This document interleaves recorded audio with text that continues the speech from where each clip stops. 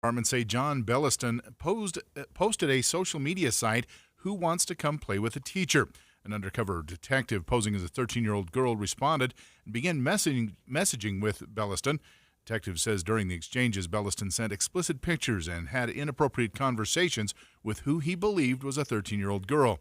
According to the probable cause statement from his arrest, Belliston told the detective he had never done anything with his students, but had done inappropriate things while in the faculty room. While Belliston previously taught in 2 different school districts, he was not teaching anywhere at the time of his arrest. Reporting live, Don Brinkerhoff, KSL News Radio. A Murray man is being charged for stabbing a woman 20 times, despite there being a protective order against him. Police say 32-year-old Ender Vicente Pacheco Hernandez stabbed the woman in her car while their children were also in the vehicle, and then chased her and continued to stab her. Police eventually caught up with him, and while they were taking him into custody, he reportedly told them that this started because she was unfaithful, and he did do it, and he's guilty. Hernandez is facing multiple charges, including attempted murder.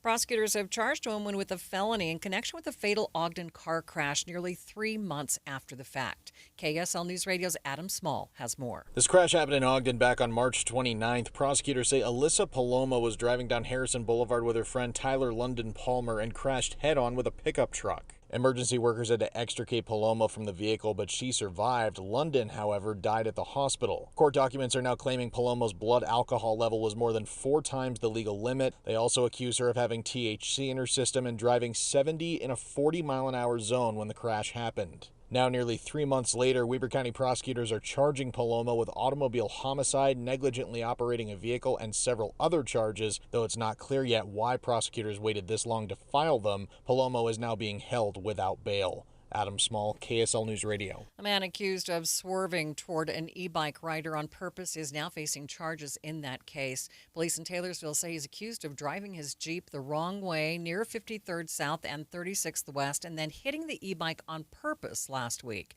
The biker was taken to the hospital in serious condition. Court filings obtained by KSL.com say Scott Ryan is facing charges of aggravated assault and reckless driving. KSL's top national stories just hours after President Trump announced a ceasefire between Israel and Iran. It appears to have been broken. ABC's Ian Pannell says it was a long night for people in both countries. Israel accusing Iran of violating the ceasefire. Iran denying it. But Israel already launching retaliatory strikes. The final few hours before the ceasefire were marked by multiple waves of attacks by both sides. A strike in Israel landed in the south, killing 4 people. President Trump expressed anger toward both sides for violating the truce, but he insists that the ceasefire is still in effect. President Trump is on his way to a NATO summit in the Netherlands, where the recent unrest in the Middle East will be at the top of the agenda. While on board Air Force One, the president was asked whether he believed in Article 5 of the NATO Charter, which stipulates that if one NATO member state is attacked, it is considered an attack on the entire body. I'm committed to being their friends. I've become friends with many of those leaders, and I'm committed to helping them. When asked if he's committed to mutual defense, the president replied saying that he is committed to saving lives. U.S. officials confirmed drones unsuccessfully targeted U.S. military bases in Iraq. ABC News senior Pentagon reporter Louis Martinez has more from the Pentagon. Some drones were intercepted by U.S. defensive systems as they approached U.S. bases, and they were unsuccessful. And we know that there were no U.S. military casualties in these incidents. Now, the question is, who did this? We are tracking some Iraqi media reports that there has been no claims of responsibility made, obviously raising some attention.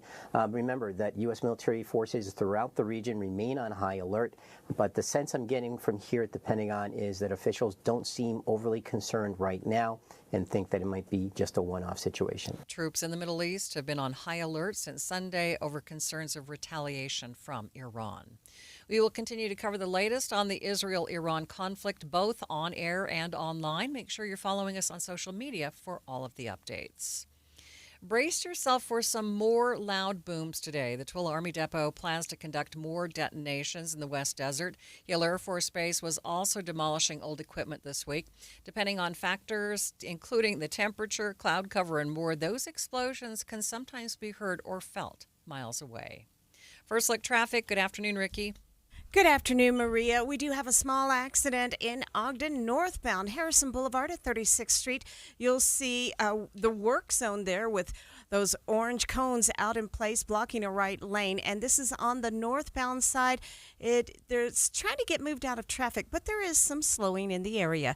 Ricky Meese in the KSL Traffic Center. KSL News Time, 12:05. Change is always happening. Hey, it's a part of life. And when it comes to music, change is all around us. Songs are rewritten, classics are remixed, bands and artists come and go. Even our taste in music changes. But no matter how things change, in 5 years, there's one thing that'll stay the same: the price of your internet. Xfinity is introducing the 5-year price guarantee. It means you get 5 years of the most reliable Wi-Fi with their best equipment included for a price that stays exactly the same. Surprised? Life is full of them. One internet price, 5 years guaranteed. Learn more at xfinity.com/deals. Restrictions apply. New residential customers only. Taxes and fees extra and subject to change. Most reliable Wi-Fi based on Open Signal Awards USA Fixed Broadband Experience Report August 2024. The Xfinity 5-year price guarantee. Go to xfinity.com/deals. Get in the zone,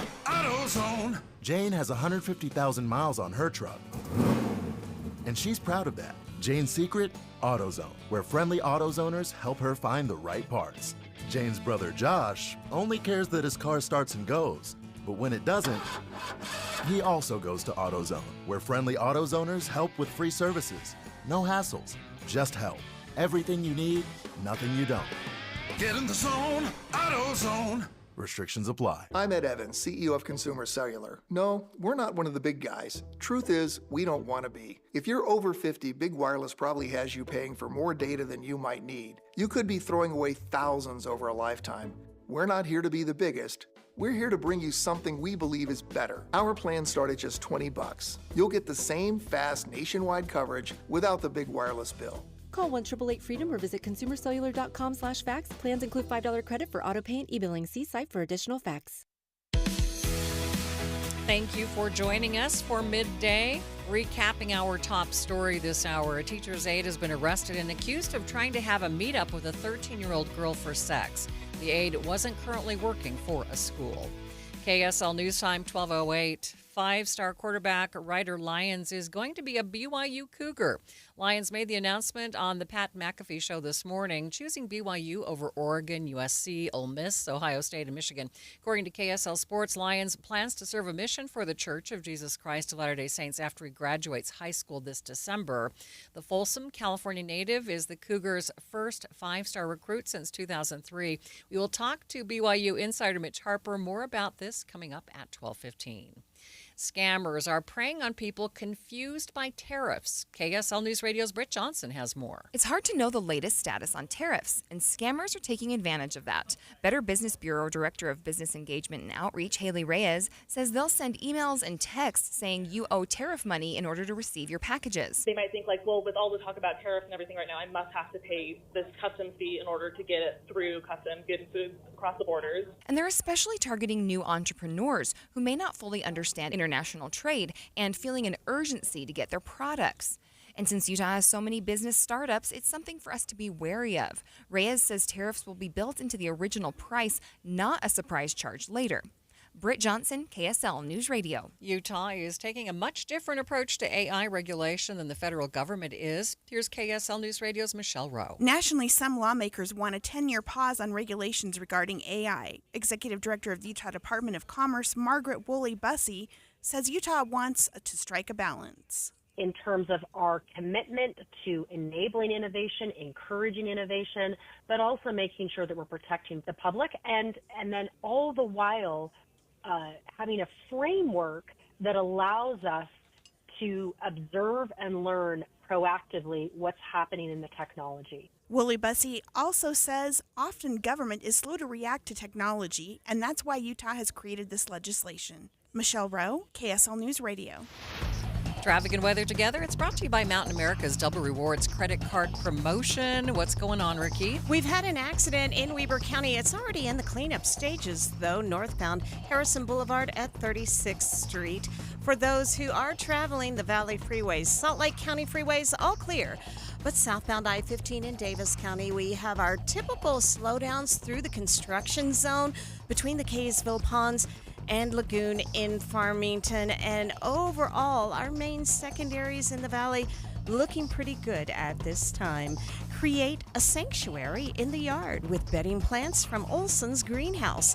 Locally grown quality flowers to adorn containers on the porch, beds, or patio. For tips and ideas, visit ogg.com. Ricky Meese in the KSL Traffic Center.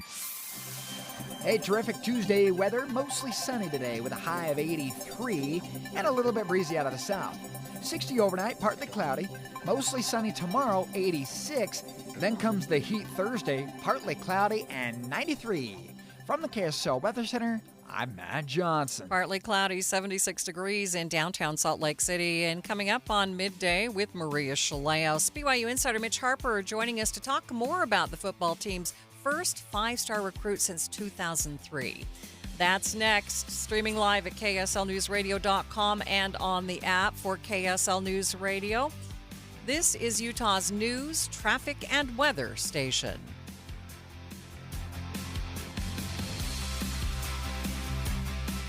An Australian hiker travels to the American West to walk a wilderness trail. Wasn't afraid to be out on his own. But Eric Robinson vanished in the high Uinta Mountains. I remember thinking, Eric, what were you thinking, mate? I'm Dave Cawley. Join me on my podcast, Uinta Triangle, where I travel the world to answer the question, what happened to Eric Robinson?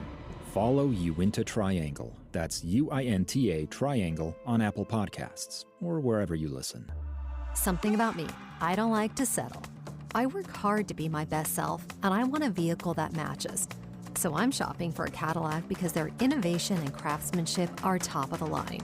With a whole line of electric SUVs packed with state-of-the-art technology, I know I'll be driving away in redefined luxury. Help all of us at Jerry Seiner Cadillac celebrate our new location with an incredible buying experience for your dream car. Come in today to experience the Seiner difference. If you have unfiled taxes or are in debt to the IRS, this is important news. Did you know the IRS has programs specifically designed to help people struggling with tax debt? Powerful tax assistance programs that can save you thousands if you qualify. No one knows these programs better than the experts at Optima Tax Relief, America's most trusted tax resolution firm. A+ rated by the Better Business Bureau, their award-winning tax attorneys and licensed professionals have resolved over $1 billion of tax debt for their clients. One call to Optima can start the process, helping to put an end to your worries about wage garnishment, asset seizure, and other aggressive IRS actions. Find the best options to solve your tax problems. Call the experts at Optima Tax Relief today for a free consultation. Call 800-343-6460. 800-343-6460. 800-343-6460. Optima Tax Relief. Some restrictions apply. For complete details, please visit OptimaTaxRelief.com. Hi, it's Tori DeVito. In every family, small conversations can make a big impact. I grew up on tour with my parents. Kind of different, but we bonded over music just like other families do over sports, camping, or other interests. And we talked. Little everyday conversations from silly to serious that built a foundation over time. Honest conversations. Like when my dad shared his experiences as an alcoholic. Your honesty about that part of your life gave me a sense of integrity that I wanted to uphold in my own life. And I was so grateful that you and Mom had become these sober, stable people who were always there for me. I wanted you to know from someone who's been in recovery more than 30 years now that hard work is what creates success, not alcohol or other drugs, whether it's music or anything else. I said it a lot, and I'm glad you took it to heart. Talk, they hear you. For more information about talking with your kids about underage use of alcohol and other drugs, visit underagedrinking.samhsa.gov. KSL News Time 12:15. The three things you need to know this hour. First, prosecutors are charging a woman in connection with a fatal Ogden car crash that happened nearly 3 months ago. I'm KSL News Radio's Adam Small. Second, a Murray man is being charged for attempted murder after stabbing the mother of his children 20 times. Third, traffic and weather together, Ricky. We do have a slow drive southbound to I-15 going from Kaysville into Farmington. Of course, that's the road work taking place in Davis County. Also slowing southbound SR 36 Main Street, Mills Junction, and Stansbury Park again due to road work in Tooele County. Ricky Meeson, the KSL Traffic Center. Some pleasant 80s today and tomorrow. Then the heat turns up. I'm Matt Johnson. Partly cloudy, 76 degrees at the KSL Common Spirit Health Studios. Time now for KSL's top national stories. From ABC News, I'm Michelle Franzen. President Trump arrived in the Netherlands for the NATO summit this week. The president coming off an intense week where the U.S. carried out unprecedented missile strikes on Iranian nuclear sites and brokered a ceasefire deal between Iran and Israel. Trump criticized both countries for carrying out strikes ahead of the ceasefire taking place and after, he says, urging Israel not to retaliate after a missile struck a residential building in southern Israel. In other ceasefires, in other conflicts, when they come into place, we often see these violations taking place before it settles in. Remember Israel's war against Hezbollah in Lebanon, the same thing happened there. So we just have to wait and see, will the ceasefire hold or not? Lots of anticipation here and in Iran that it will. ABC's Ian Pannell in Israel. The Supreme Court ruling the Trump administration can resume deportations of some migrants with violent criminal records to any country willing to take them. More from ABC's Devin Dwyer. The ruling overturns a lower court order which blocked the deportation of several detainees to South Sudan. 3 liberal justices sharply dissented, saying the decision is rewarding lawlessness. Justice Sonia Sotomayor saying the Trump administration had already acted in violation of unambiguous law. This is not the first time the court closes its eyes to noncompliance, nor, I fear, will it be the last. A Homeland Security official calls the ruling a victory for the safety and security of the American people. Severe heat taxing residents, power grids, and mass transportation. ABC's Ginger Z says temperatures were hot out of the gate this morning and will climb to triple digits. We could see all-time June records broken from Boston to yesterday. Mount Pocono had a 93-degree high. They have never done that in the month of June. Philadelphia could go for their first 100 in 13 years. Amtrak issued a temperature-related speed restrictions on trains in the Northeast Corridor. You're listening to ABC News. Time now for the KSL In-Depth. 5-star quarterback Ryder Lyons is going to be a BYU Cougar. The California native is the Cougars' first 5-star recruit since 2003. Joining me now live is KSL Sports BYU insider Mitch Harper. So, Mitch, how did BYU snag him? It was a lengthy recruitment that dates back to when Ryder Lyons was an 8th grader back in 2021, and he's one of the top quarterbacks in the 2026 recruiting class, and BYU made him a priority from the beginning, and they landed the commitment of Ryder Lyons, who's a dual-threat quarterback who can do it both with his arm and his feet as a quarterback out in Folsom, California. Yeah, I was going to ask you, what does it take to be named a 5-star quarterback? Elite production, athletic, his skill set, an ultimate competitor.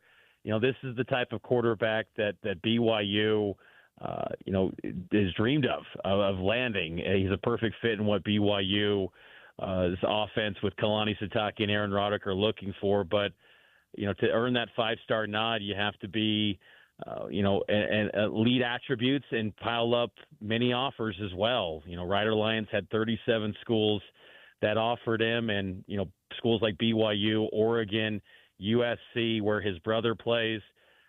Those were some of the final schools, but ultimately BYU took down Oregon and USC to land the commitment of Lyons. So how significant is this for BYU?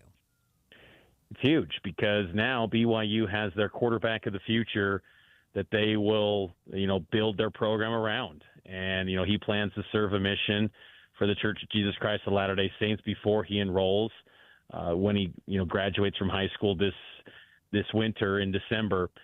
But he's going to be a cornerstone piece to what they're looking to do in the future.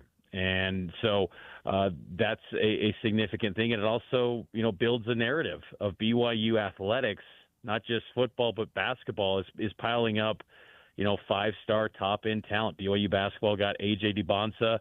Now football's got Ryder Lyons. It's sending a message nationally that BYU is wanting to play at the highest levels, and getting talent like Ryder Lyons sends that message. So, Mitch, once you get a quarterback like this, how do you work to develop the rest of the team around that quarterback? I mean, what goes into that?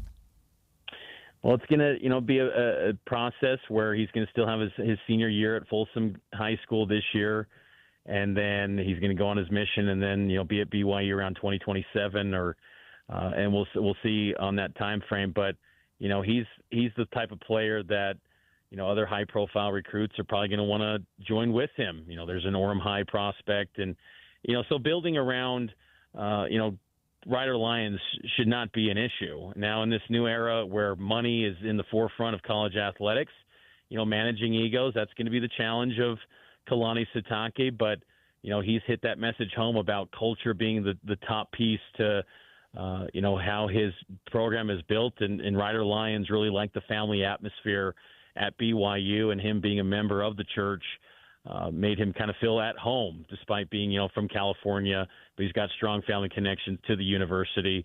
So I think it'll be a, pretty good fit, but, time will tell. Not every five-star recruit always pans out to be this excellent player, but Rider Lions sure has a skill set that would think that he's going to be a really good football player for BYU. Mitch, thanks for spending a few minutes with me.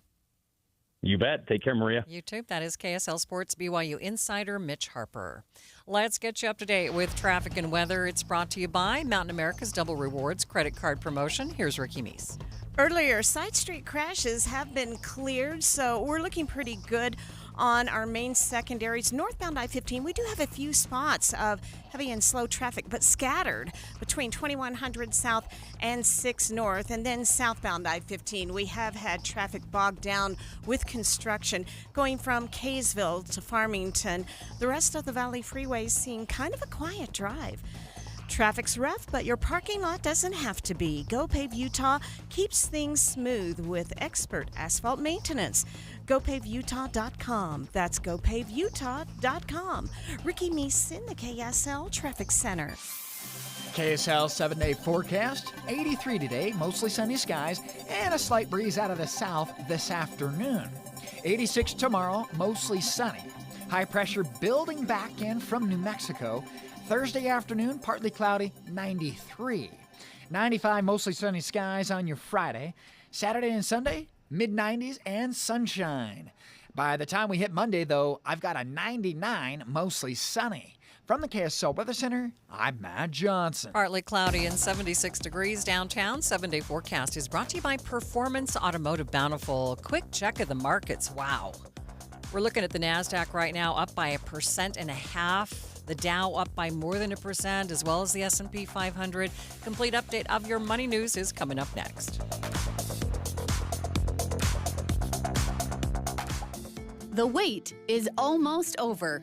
After 2 years of renovation, the perfect downtown lunch spot is now almost open. The Garden Restaurant opens on June 30th. The Garden Restaurant offers a beautifully designed space and deliciously fresh menu. It's close to everything downtown next to the Temple Square block. If you need something quick and on the go, or to meet a client, friend, or place to relax, the Garden Restaurant offers healthy options like handcrafted sandwiches, soups, unique salads, plus traditional favorites like homemade pot pies and the famous Lion House rolls. The Garden's new look and tasty menu offer something for everyone, featuring dine-in, patio seating, lobby seating, and grab-and-go or quick online ordering. Visit the Garden today. Reimagine space with remarkable taste. Easy street access on the ground floor of the Joseph Smith Memorial Building. Open weekdays 11 to 3. Check out the menu at thegardenslc.com.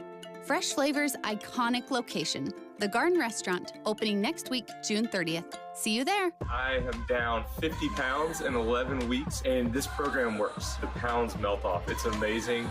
I let go of 50 pounds. It felt unreal. I was so proud of myself. Get in the best shape of your life with Soda Weight Loss. Just 3 weeks in, and pounds are dropping off very quickly. I am down 26 pounds in 3 weeks. Summer is right around the corner. Your summer body starts right here because Soda's summer savings are on. Every single day, Soda Weight Loss is helping people let go of the weight without drugs, without hunger, and the weight stays off. I tried other things, came to soda, just amazing. I started on soda 8 months ago, and I have released 80 pounds now. Summer savings, stunning results, only at Soda Weight Loss. Get started now at sodaweightloss.com. That's SOTA weightloss.com. Soda is, say it with me, state of the art. Are you living with dry AMD? If so, you could be on the road to geographic atrophy, or GA, a condition that leads to retinal cell death and permanent vision loss. But with Izervay, you can slow it down and get it going slower. Izervay slows GA progression by targeting a key source of retinal cell death, which may help preserve your vision longer. Izervay, or Avastin Captid Pagel, is a prescription eye injection used to treat GA. Don't take it if you have an infection or active swelling in or around your eye. Izervay can cause eye infection, retinal detachment, or increased risk of wet AMD. Izervay may temporarily increase eye pressure. Your vision may be impaired after an eye injection or exam. Don't delay. Ask your doctor about Izervay today. Izervay gets GA going slower. Visit Izervay.com. That's IZERVAY.com. Paid for by Astellas Pharma. KSL News Time 1226. Very few Americans are willing to pay for their news because of the large amount of free journalism. If you're reading through a news article and then suddenly a paywall comes up asking for a subscription, donation, or a one-time fee, what do? If you're clicking off, Pew Research says you aren't alone. 83% of Americans are doing the same. Most say they can just find the information somewhere else. We're always paying for subscriptions for all kinds of content, and I do think that sometimes people feel like, well, I'm already paying for all these other subscriptions. Why do I need to now pay for news? BYU journalism professor Chris Boyle says there are so many free, reputable news sites, it doesn't feel worth it to pay for one specific subscription. And younger people are getting a lot of their news from social media. The second most common reason people aren't going through the paywall, they just decide they don't care that much. Brianna Willis, KSL News Radio. Watching Utah's money, Federal Reserve Governor Michelle Bowman says the central bank should consider cutting interest rates as soon as its next meeting in July. Bowman's call for cuts comes just days after another Fed board member, Christopher Waller, made that same suggestion. Zillow is facing a lawsuit from real estate brokerage Compass over who can control home listings. CNN reports Compass is accusing Zillow of walling off home listings and limiting competition. Zillow claims that Compass wants to hoard listings for themselves. The Pac-12 has a new media rights deal with CBS for football and men's basketball that runs from 2026 to 2031. The deal provides a cable and streaming presence for the remodeled conference that will include Utah State starting next year. Financial details of the new deal were not disclosed. And taking a look at your money at this moment, the Dow up by 498 points, more than a full percent. It sits at 43,080. S&P 500 up by 69 points. The NASDAQ up by 295. Alpine Home Medical, we bring wellness home. Hey folks, it's Jay Broadbent here with Alpine Home Medical, celebrating 28 years of keeping Utah and Idaho comfortable and at home. Back in '97, I started with a truck, a dream, and a lot more hair. Today, we've got 11 stores from Idaho Falls to St. George. From the moment you step into our clean, welcoming showrooms, you'll feel the Alpine difference. Our team will be there to listen and guide you to the best solutions for your needs. We believe that the right equipment can transform lives. We're honored to be a part of your healthcare journey and to help you live the life you deserve. Visit us online at alpinehomemedical.com. That's alpinehomemedical.com. Alpine Home Medical, we bring wellness home. KSL News Time is 12:29. Traffic and weather together. It's brought to you by Mountain America's Double Rewards credit card promotion. And here's Ricky Meese. Sorry about that, Ricky. That's okay. No crashes, but we do want to make you aware of lane restrictions northbound I-15 approaching 6 North and headed towards Warm Springs Road. That has the right lane blocked to traffic, and that's been causing just a little bit of back up just because a lot of drivers weren't prepared for it. But where they are prepared and are expecting slowdowns, it's southbound I-15 as you go between Kaysville and Farmington. Take UTA instead of driving and actually enjoy your ride. Try UTA to see the difference. Plan your trip at rideuta.com or on the Transit app. Ricky Meese in the KSL Traffic Center. Really not a bad forecast for late June. I've got a high of 83 today, mostly sunny skies, and a slight breeze out of the south. 60 degrees overnight. We'll go partly cloudy there. Mostly sunny tomorrow, high of 86. From the KSL Weather Center, I'm Matt Johnson. And right now in downtown Salt Lake City, just a bit of sunshine and 76 degrees. You're listening to Midday with Maria Shilaos on KSL News Radio, 102.7 FM and 1160 AM. Good afternoon, KSL News Time, 1230. KSL's top story this hour. Changes could be coming for immigrant workers looking to get a visa to work in agriculture. KSL News Radio's Virl Johansson has details. H-2A visas allow immigrants to temporarily come into the U.S. and work agricultural jobs. The Deseret News reports the Trump administration is trying to streamline the application process and make it more effective, especially for smaller farms. Santa Quinn farmer Chris Riley told Inside Sources this is good news. The farmers that I know in Utah and neighboring states, we are all very, very heavily reliant on the H-2A program. Riley says he's used the program for around 15 years, but it feels like he has to start over every year. That's one of the real frustrations is that it's a very complicated, complex process. Riley says they've had to bring in lawyers to help them through the process each year, making it more expensive. He says the H-2A program is very helpful to him and for the workers that come to the state. Virl Johansson, KSL News Radio. KSL's top national stories. The U.S. Supreme Court has given the green light for the Trump administration to resume deportations of immigrants to third countries like El Salvador, South Sudan, and Libya. ABC's Devin Dwyer explains. It lifted a block, said these can move forward even as the litigation continues, but there is some dispute right now as to whether the Supreme Court's decision applies to the men that brought this case. They are currently being held in Djibouti. They were on their way to South Sudan. They simply want a chance to raise some concerns about their history and background, headed to a country with a record of violence and a track record of torture. The court's 6-3 majority did not explain the reasons for their decision. National Transportation Safety Board is discussing the incident on an Alaska Airlines jet last year where a door plug flew off mid-flight. ABC's Mike Dubusky has The more. preliminary report from the NTSB last year found evidence the door plug, after being serviced by Spirit Aerosystems employees at Boeing's factory, was closed with no bolts in several locations. Those missing bolts are ultimately what led to the door plug detaching, according to NTSB Chair Jennifer Homendy. Several barriers of defense must fail for the error to lead to an accident. The agency says the finalized report will be available in several weeks. Mike Dubusky, ABC News. The board is also discussing recommendations to prevent similar problems from ever happening again. Utah Senator Mike Lee is making significant cuts to the amount of federal lands that could be sold as part of the president's big budget bill. Recently, just under 19 million acres of federal lands in Utah alone would have been up for consideration, according to a report from the Wilderness Society. But now Senator Lee says they're only going to consider selling specific federal lands within 5 miles of population centers, and none of that land will be managed by the U.S. Forest Service. This means the proposal will be scaled back by millions of acres, and national parks, monuments, and other federally protected lands are still not being considered either. Though more changes could be coming, Senator Lee ended his social media post by saying, quote, "Stay tuned. We're just getting started." Adam Small, KSL News Radio. Another Senator Lee-backed measure is no longer part of the president's big, beautiful budget bill. A toned-down version of Senator Lee's REINS Act is being removed from the package. It would have expanded congressional control over federal agencies by making those agencies run their proposals through Congress before acting.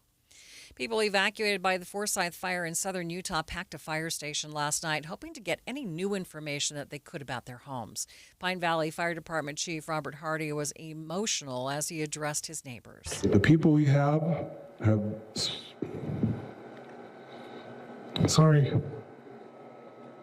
made an amazing job against terrific obstacles. Officially, 13 homes in Pine Valley have been destroyed by the fire. This morning, the incident commander says that the fire is just over 8,000 acres and still 0% contained. The France Canyon fire burning near Bryce Canyon National Park is now more than 25,000 acres. Containment is still at about 10%. Garcane Energy says that there will be a planned power outage tomorrow beginning at 10 in the morning, affecting several small communities around Panguitch, though not Panguitch itself. Some neighborhoods in Bluffdale are hoping the fire danger goes down so they can keep their power on. When it's hot and dry and windy outside, it's nice to step into an air-conditioned home. But we've been hearing from people in Bluffdale who say they've been seeing power outage after power outage. Rocky Mountain Power says the outages are part of their enhanced safety settings, which means if there's a decent risk for a power line that could start a fire, they shut off the power. There is no good way to notify people and give them a heads up other than for them to know we are in wildfire season. We previously spoke with John Whitesides with Rocky Mountain Power, who says they do send notifications, including text messages, and they do their best to balance reliable power with trying to prevent wildfires. Randall Jepson, KSL News Radio. Fireworks go on sale today across the state. You legally can't light them off just yet, though. You have to wait until July 2nd. The city of West Jordan is offering free water buckets for city residents to make sure people handle their fireworks safely. They will join me on Midday coming up at 1:35. First look traffic, here's Ricky Meese.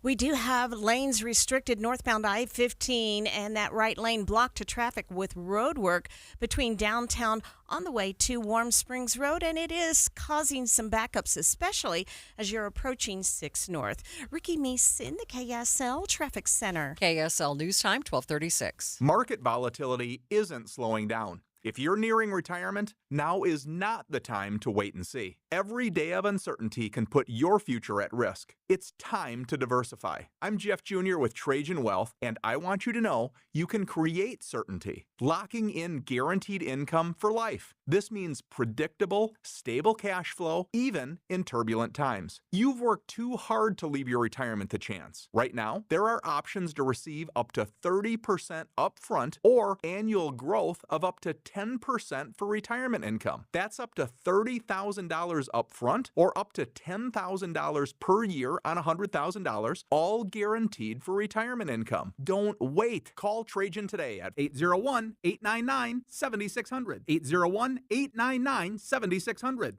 Annuity guarantees are based on the claims paying ability of the issuing insurance company. Any examples provided are hypothetical. Annuities are issued with prospectus and sales brochures and should be reviewed carefully before funding as features and benefits vary. DBA in most states as Trajan Wealth Insurance Solutions. The Management Minute is a service of the MBA program in the John M. Huntsman School of Business at Utah State University. I'm Professor Scott Hammond. I hope she's not listening, but I once heard a divisional leader announce in a corporate meeting that she was outraged and would no longer share information with a colleague. She expected us to do everything we could to make that person fail. The media tells us that outrage is an appropriate reaction to the misbehavior of others. Marketers leverage outrage to get you to buy something you don't need. Managers use outrage to get you to do something you shouldn't do. The media uses it to gain a wider audience because they know through experience and research that you're more likely to believe the worst than the best. But outrage triggers the body's stress response, releasing cortisol and adrenaline. Over time, it can contribute to issues such as anxiety, depression, and high blood pressure, and is contagious. There is never a time when outrage is appropriate. Learn more about how to build collaboration in an MBA program at Utah State. Go to utahstatemba.com. I'm Scott Hammond. Hope to see you in one of our classes. Getting help with electrical repairs is easier than you think. All you have to do is call Any Hour Services or schedule an appointment at anyhourservices.com. No one helps more homeowners than Any Hour Services. Thank you for joining me for Midday. Recapping our top story, people in Bluffdale say they are sick of having their power turned off, but Rocky Mountain Power says it is preventing wildfires. KSL News Time, 12:38. Salt Lake City police say they've arrested a woman accused of trying to set fire to 2 different sugar house businesses on the same day. Police say surveillance video provided by Rad Power Bikes and Dee's Restaurant near 21st South on 7th East showed Abigail Villanueva setting the trash on fire at the bike shop and trying to set the gas meter on fire at the restaurant. It happened on June 17th. No one was hurt, even though there were people inside the restaurant at the time. The Trump administration is repealing a rule that stopped logging, mining, and road building in national forests. Firefighters need access to forest land to fight fires, and U.S. Agriculture Secretary Brooke Rollins told the Western Governors Association adding more roads and allowing logging will help. But opponents, including New Mexico's governor, disagree, saying the increased number of fires is due to climate change, not from a lack of logging. The move by the White House will have a significant impact on about 50% of the national forest land in the state. The Deseret News reports Governor Cox is applauding the move, saying for years Utah has tried to do more to manage the forests. Brianna Willis, KSL News Radio. No matter which line you're on, if you use tracks to commute, you could face some delays today. UTA says there's still a bus bridge in place for all lines between Central Point and 21st South and the 9th South stations, and that's because of a water main break last night at 13th South. One of the only two surviving B-25s that flew in combat in World War II is in Utah this week. It's the same type of aircraft that was used in the Doolittle raids after the attack on Pearl Harbor, though none of those bombers survived. The Air Base Arizona Flying Museum tour director Mike Garrett says that was a historic moment. 16 of them took off from an aircraft carrier Hornet off the coast of Japan and bombed Tokyo and other cities about 4 months after the bombing of Pearl Harbor. This B-25 bomber is 80 years old and still flying. It landed at the Logan Cache Airport yesterday and can be seen all this week. Garrett says this plane is rare because most of the planes that flew in combat were used for scrap metal after World War II. He says this is a way to honor those who flew to protect our freedom. Britt Johnson, KSL News Radio. Traffic and weather together. It's brought to you by Mountain America's Double Rewards credit card promotion. And here's Ricky Meese. We do have slowing on I-15 on the southbound side. It goes through Davis County between Kaysville and Farmington due to road work. Also on the northbound side, a right lane blocked with road work. And we're seeing slow speeds from downtown Salt Lake City to a little past 6 North with that right lane blocked to traffic. Also, a small accident. This is going to be on the northbound side of Washington Boulevard near Larson Avenue. That's about 10th North. Keep an eye out for crews on the scene there. While you're planning your day, plan for comfort too with the Good Feet store. Find the location nearest you at goodfeet.com. Ricky Meese in the KSL Traffic Center. We love a below normal day in June, folks, and that's exactly what we're going to get. 83 today, a little bit of breeze out of the south, mostly sunny skies. 60 overnight, mostly clear to partly cloudy conditions.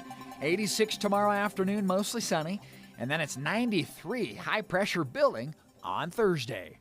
From the KSL Weather Center, I'm Matt Johnson.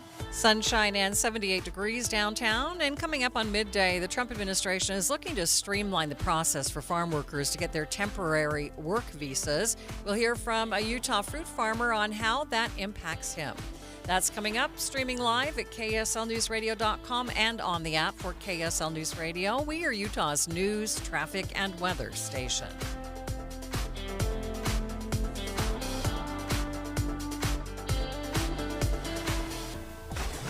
Be advised, this is your opportunity to save up to 40 to 80% on a hot tub or swim spa. This weekend only, Friday through Sunday, Mountain America Expo Center, Sandy.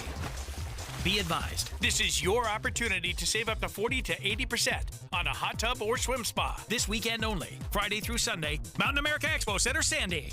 18-month interest-free financing. Our factories have demanded we sell 1,000 hot tubs and swim spas this weekend. Mountain America Expo Center, Sandy.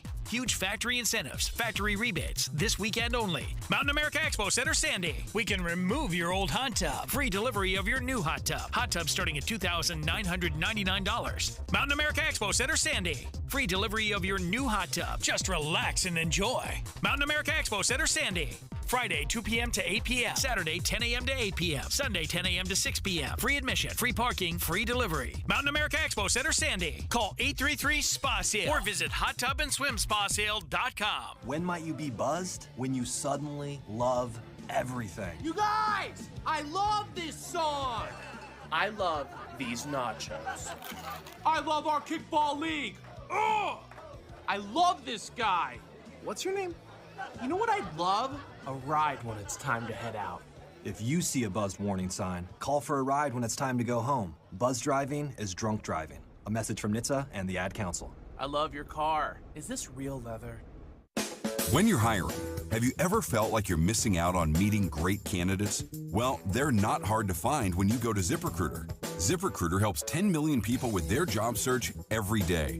People who are actively looking for jobs like yours. So it's easy to find the right person fast. 4 out of 5 employers who post on ZipRecruiter get a quality candidate within the first day. Try ZipRecruiter for free at ZipRecruiter.com/free. That's ZipRecruiter.com/free. KSL News Time 1245. The three things you need to know this hour. First, the Trump administration is trying to make it easier for immigrants to get visas to work agricultural jobs in the U.S. I'm KSL News Radio's Verl Johansson. Second, fireworks go on sale today across the state, but fire officials are still warning people to wait until July 2nd to light them off and to do so safely. Third, traffic and weather together. Ricky? No freeway crashes at this time, but we do have slowdowns. Northbound I-15, a right lane restricted approaching 6 North. That's backing traffic. And then southbound I-15, the work zone there, causing some slowing going from Kaysville to Farmington. Ricky Meese in the KSL Traffic Center. Forecasting below normal temperatures today and tomorrow. Then high pressure builds. I'm Matt Johnson. Bit of sunshine, 79 degrees at the KSL Common Spirit Health Studios. Time now for KSL's top national story. ABC News, I'm Michelle Franzen. President Trump arriving in the Netherlands for the NATO summit this week. Article 5, a key principle of the alliance charter, will likely be on the agenda. En route to the NATO summit, President Trump on Air Force One wouldn't commit to supporting Article 5, the commitment to collective defense among the member nations in the military alliance. An attack on one NATO country is an attack on all. The president claiming there are multiple definitions of Article 5 and said of NATO countries, I'm committed to being their friends. You know, I've become friends with many of those leaders, and I'm committed to helping them. ABC's Karen Travers. Earlier, the president warning Israel not to violate the ceasefire after claiming Iran broke the ceasefire with a deadly attack in southern Israel. A U.S. official also says some drones unsuccessfully targeted U.S. bases in Iraq overnight. Extreme heat holding its grip in the northeast and south. Philadelphia officials say the city hit 100 degrees, breaking a record in 99 in 2023. Michelle Franzen, ABC News. Time now for the KSL In-Depth. The Trump administration is looking to make it easier for immigrants coming to the U.S. to work in agriculture to get visas. Chris Riley is a Santaquin fruit farmer and a member of the Utah Farm Bureau, and he spoke with Inside Sources about this earlier today. He clarified that these are temporary visas. Is a requirement of the H-2A program that they return back home for a certain period each year. They can't be here for the full year. So for us in produce, that works okay for us, but it's been very restrictive. You know, I have a lot of good friends in the dairy industry, and we all know that, you know, a cow doesn't take off Christmas and That's right. Thanksgiving. Cows aren't seasonal. Right. So that's a real sticking point, and I really feel for my friends in those different industries that they don't have this access to the H-2A program, because, you know, for us on our farm, quite simply, if we didn't have the H-2A program, we wouldn't still be in business. Riley says they need a lot of help, and one of his friends, who is originally from Mexico, ends up going home to recruit workers. He goes back home in the winter as well, and we'll kind of talk and, kind of do a little bit of recruiting of the for these H-2A workers. But I do also pretty regularly get requests from, people I come across of wanting, these workers, it's a huge help for them to come up here and work and, make very good money, provide for their families, and then be able to go back home. And so it's very sought after by those workers in their home countries, has been my experience. The problem is that getting these visas can be a frustrating process. It's a very complicated, complex process.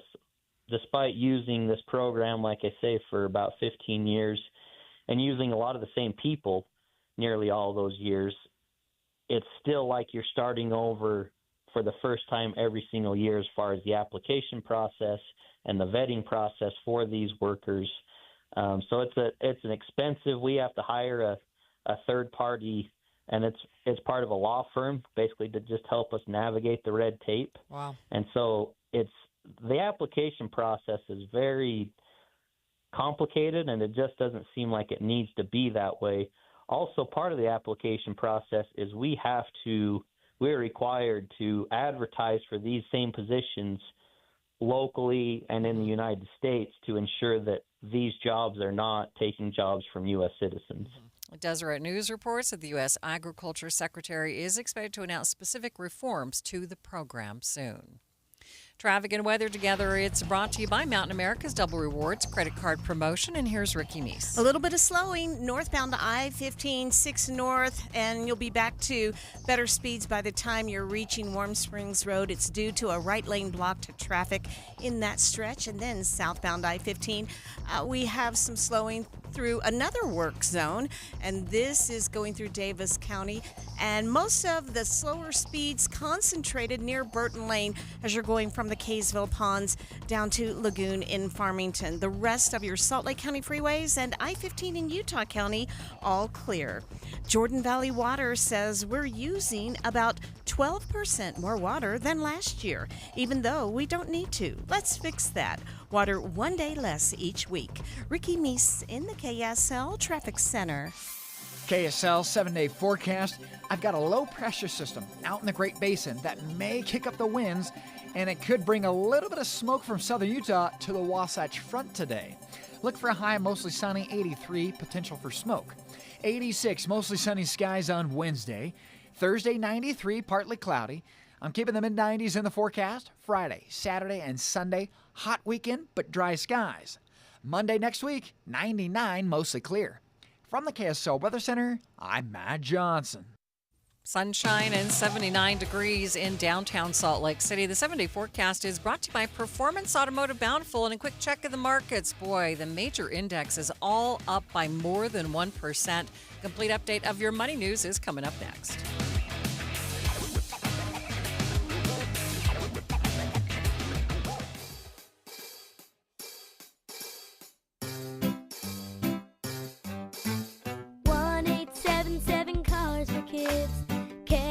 KARS Cars for Kids.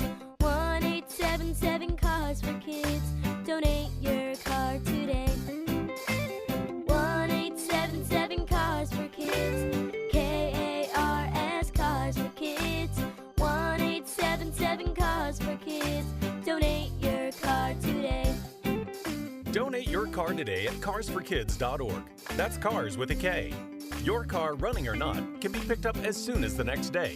You'll get a maximum tax deduction and a vacation voucher. 1-877 Cars for Kids. KARS Cars for Kids. 1-877 Cars for Kids. Donate your car today. Now accepting donations of land, homes, buildings, or any kind of real estate. I'm Ed Evans, CEO of Consumer Cellular. No, we're not one of the big guys. Truth is, we don't want to be. If you're over 50, Big Wireless probably has you paying for more data than you might need. You could be throwing away thousands over a lifetime. We're not here to be the biggest. We're here to bring you something we believe is better. Our plans start at just $20. You'll get the same fast nationwide coverage without the big wireless bill. Call 1-888-FREEDOM or visit consumercellular.com/facts. Plans include $5 credit for auto pay and e-billing. See site for additional facts. Get in the zone, AutoZone. Jane has 150,000 miles on her truck, and she's proud of that. Jane's secret? AutoZone, where friendly AutoZoners help her find the right parts. Jane's brother Josh only cares that his car starts and goes, but when it doesn't, he also goes to AutoZone, where friendly AutoZoners help with free services. No hassles, just help. Everything you need, nothing you don't. Get in the zone, AutoZone. Restrictions apply. Email from school about the incident today. Scary. Tell me about it. Did you have any idea that was going on? None. I mean, you saw Derek at the game last night, too. Did you have a clue? No, but you know, teachers like me, parents, we don't always know as much as you guys do. Kids hear first about what's going on with other kids. Half the time, it's rumors. It can be hard to tell sometimes, but if you're ever concerned about a friend who's having trouble with alcohol, prescription drugs, bullying, violence, anything, you need to tell an adult. Mom or me, a teacher, coach, school counselor, someone you know and trust. Dad, no kid is gonna tell an adult about that kind of stuff. I get it, but if we don't know, we can't help. Speaking up about a problem, that's what helping a friend is all about.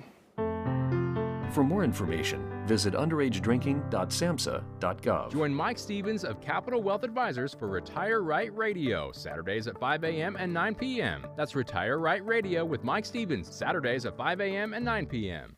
KSL News Time 12:54. Technology partly accounts for a growing number of abortions in the U.S. The number of abortions in the U.S. grew last year as more women got pills through telehealth. That from a report by the We Count Project for the Society of Family Planning. 1 in 4 abortions uses medications prescribed by a provider who does not see the patient in person. It was 1 in 20 before the Supreme Court overturned Roe v. Wade in 2022. The number may explain why another recent study found that fewer women crossed state lines for abortions last year than the year before. That is ABC's Chuck Sievertson reporting.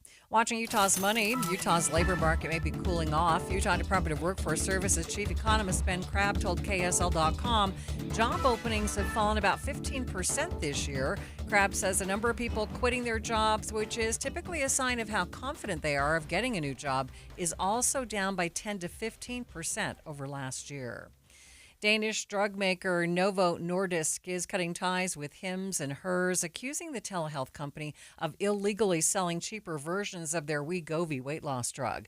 Wall Street Journal reports Hims and Hers is accusing Novo Nordisk of pressuring it into forcing customers towards Wegovy, even if it wasn't the best option for the patient. Target is promising that they won't raise prices for back-to-school items this year. USA Today reports Target's popular $5 backpack is coming back, along with 20 other items that cost less than $20. And taking a look at your money at this moment, the Dow is up by more than 500 points, about 1.25%, sitting at 43,097. S&P 500 up by 69 points. The Nasdaq up by 1.5%, up by 294 points. The people of Oklahoma City are doing something that they have never done before. ABC's Jim Ryan says they are celebrating an NBA championship with a massive parade. 2 seasons ago, the Oklahoma City Thunder didn't even break 500. This season, the team made it to the finals and then beat the Indiana Pacers in 7 games to win the championship. Now hundreds of thousands of fans have lined the streets of downtown Oklahoma City to see the reigning NBA champions roll past in buses. And the city is anticipating 500,000 people to attend. Higher taxes, soaring inflation, record low interest rates, and the skyrocketing cost of health care. The list goes on. Retiring successfully today is a lot more complicated than ever before. Learn how you can tackle the biggest challenges that you'll face in retirement today. Don't miss a special edition of Retirement Solutions Radio.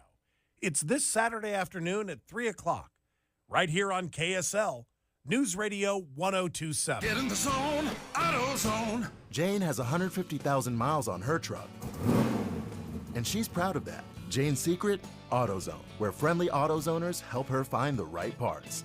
Jane's brother Josh only cares that his car starts and goes, but when it doesn't, he also goes to AutoZone, where friendly AutoZoners help with free services. No hassles, just help. Everything you need, nothing you don't. Get in the zone, AutoZone. Restrictions apply. Every success you've had began with a great opportunity. Now there's another one. Last aid year, University of Maryland Global Campus awarded over $21 million in scholarships to qualified students, including community college students, service members, veterans, and working adults. Now is the time to move your career forward with an online and accredited skills-based education. Learn more at umgc.edu. Certified to operate in Virginia by Chef.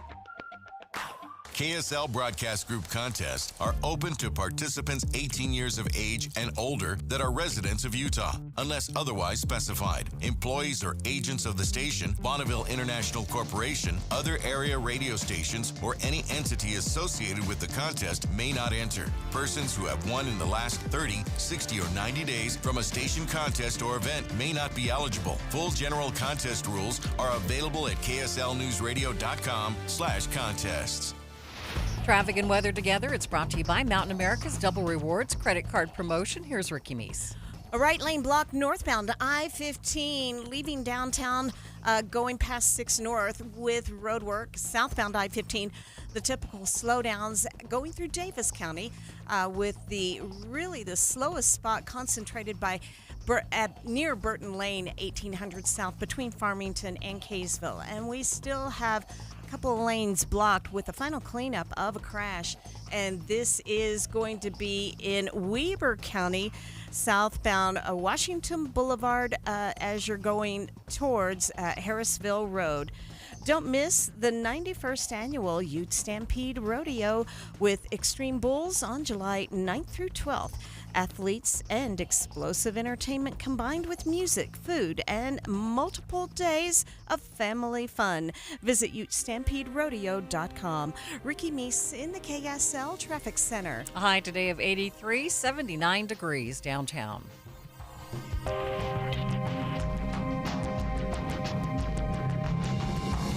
KSL FM Midvale. KSL Salt Lake City. From the KSL Common Spirit Health Studios, this is KSL News Radio. Utah's news, traffic, and weather station.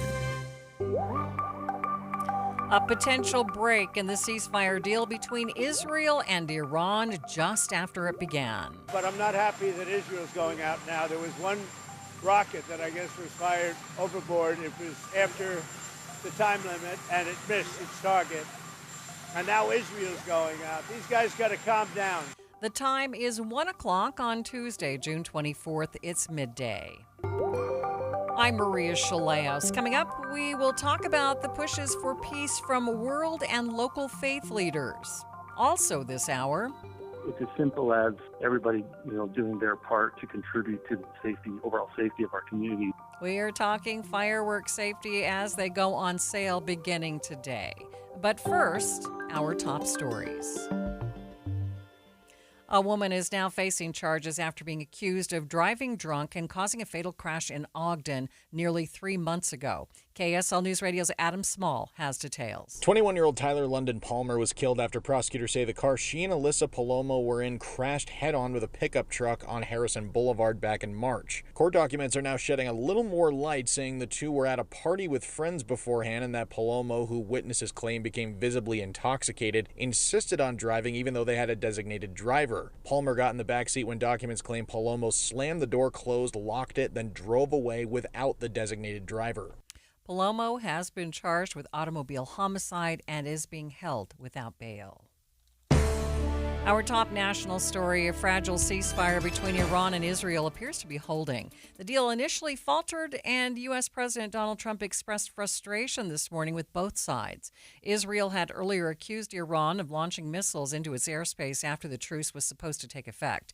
The Iranian military denied firing on Israel, but explosions boomed and sirens sounded across northern Israel in the morning, and Israeli military officials said that 2 Iranian missiles were intercepted. Conversations continue on Capitol Hill about the U.S. strikes on Iran. Some lawmakers say President Trump abused his power by not briefing them on the actions first. Some lawmakers are also calling for Congress to formally approve any U.S. action in the region. ABC's Jay O'Brien says that resolution may not have much support from Republicans. The energy amongst certain congressional Republicans to even address this war powers question has somewhat kind of left the building because they don't view this as an issue that needs to be tackled in the immediate, because they don't see any more U.S. strikes on the horizon because of this ceasefire. Now, if the ceasefire doesn't hold, you might see some of those Republicans that were inclined to talk about this war powers issue, that would be inclined to back a kind of Kane resolution, get back on board. President Trump's administration has postponed classified briefings for Senate and House members today on the weekend attacks. We are learning new details about the 8 people who died when their boat capsized in a storm on Lake Tahoe on Saturday. Among the 8 dead in the overturned boat was 37-year-old Josh Pickles of San Francisco. He was an executive at the food delivery company DoorDash. DoorDash says the company is heartbroken with the loss of Pickles and that he was an inspiration for everybody who knew him during his nearly 7 years at the company. Other family members and friends were also killed when the boat capsized in a rare, strong storm that caused large waves on Lake Tahoe. Alex Stone, ABC News. Your money at this moment, the Dow up by 542 points, sitting at 43,124. S&P 500 up by 74 points. The NASDAQ up by 300 points.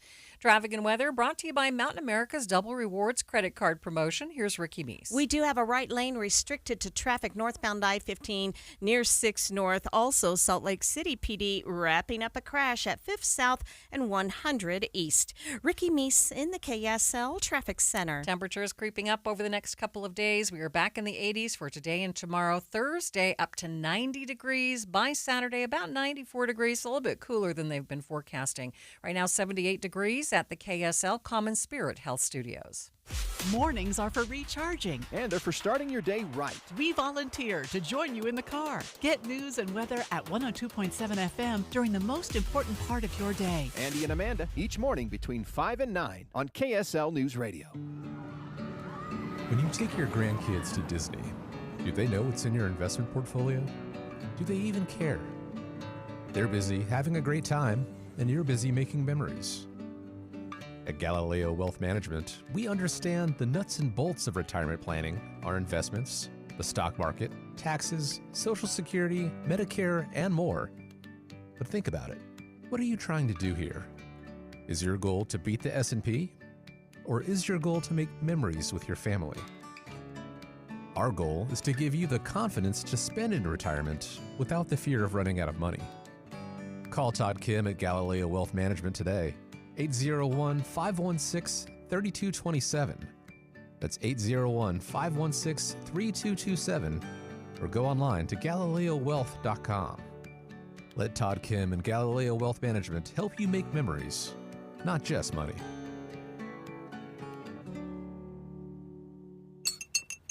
Whoa, more fiber? What? Down here, buddy. It's me, your spoon. Constipation with belly pain still coming back?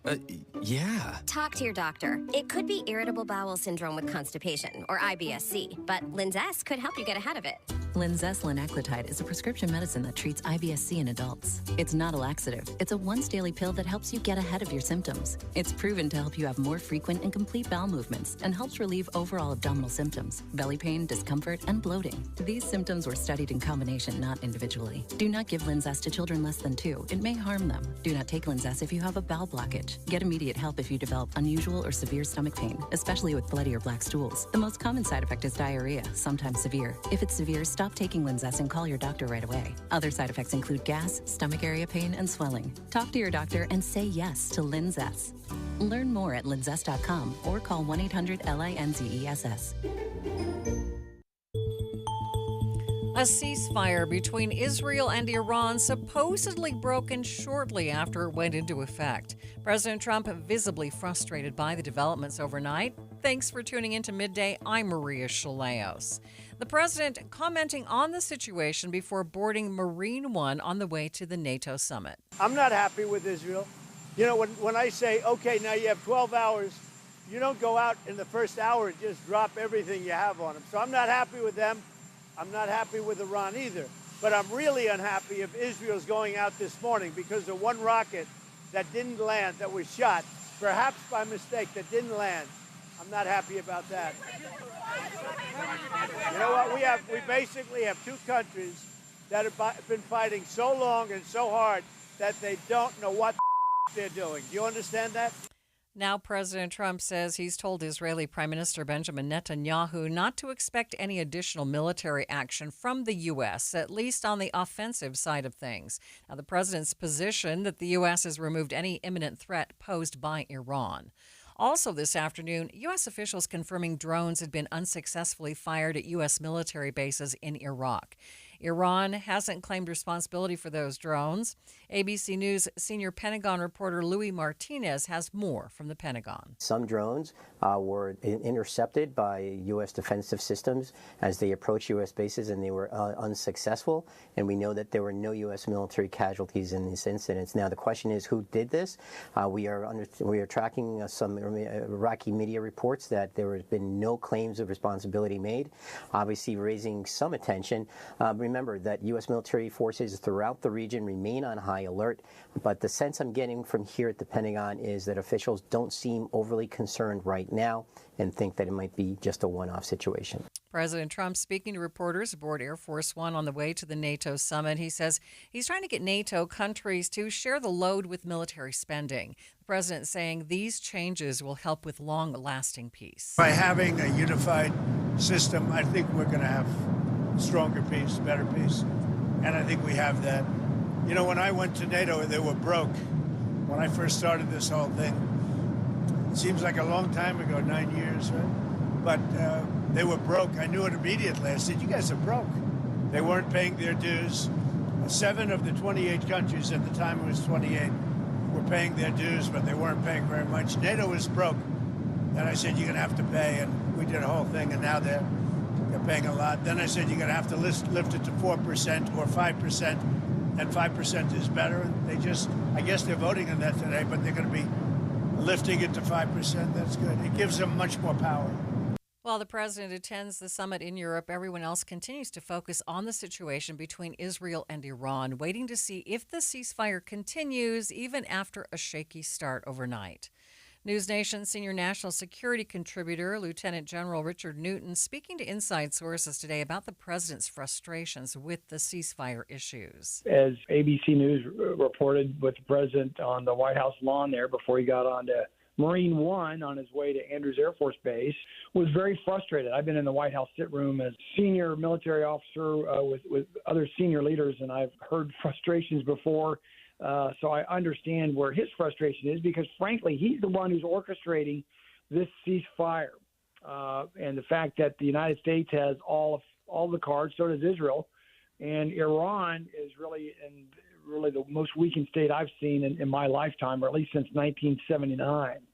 And so the frustration is obvious, and the president, I think, is correct to voice that frustration. He already has with Prime Minister Netanyahu. But I believe in the last couple hours, there's been now the ceasefire is put into effect. And really what's going to be critical is the next 12 to 24 hours, perhaps 96 hours, because that really what the aim here is, Greg, is an ensuing diplomatic negotiation. Lieutenant Newton telling Greg Skordas and Holly Richardson that he sees this escalation as a major changing point for the future of the Iranian government. I think we're on the cusp really of a major strategic transformational change in the Mideast, and particularly with Iran. I think Iran, they're well beyond just being on their heels. They're in a survival mode, especially the theocratic regime led by the Ayatollah. And so, and again, they still have pronounced death to America, death to Israel, and so forth. But strategic change is coming because of the position that Iran is in. Iran has challenges here. And why do they want to go to the negotiating table? Because they really are at a position where not only their survival as a regime, but the Ayatollah's personal survival, I think, is in jeopardy here, and he knows it.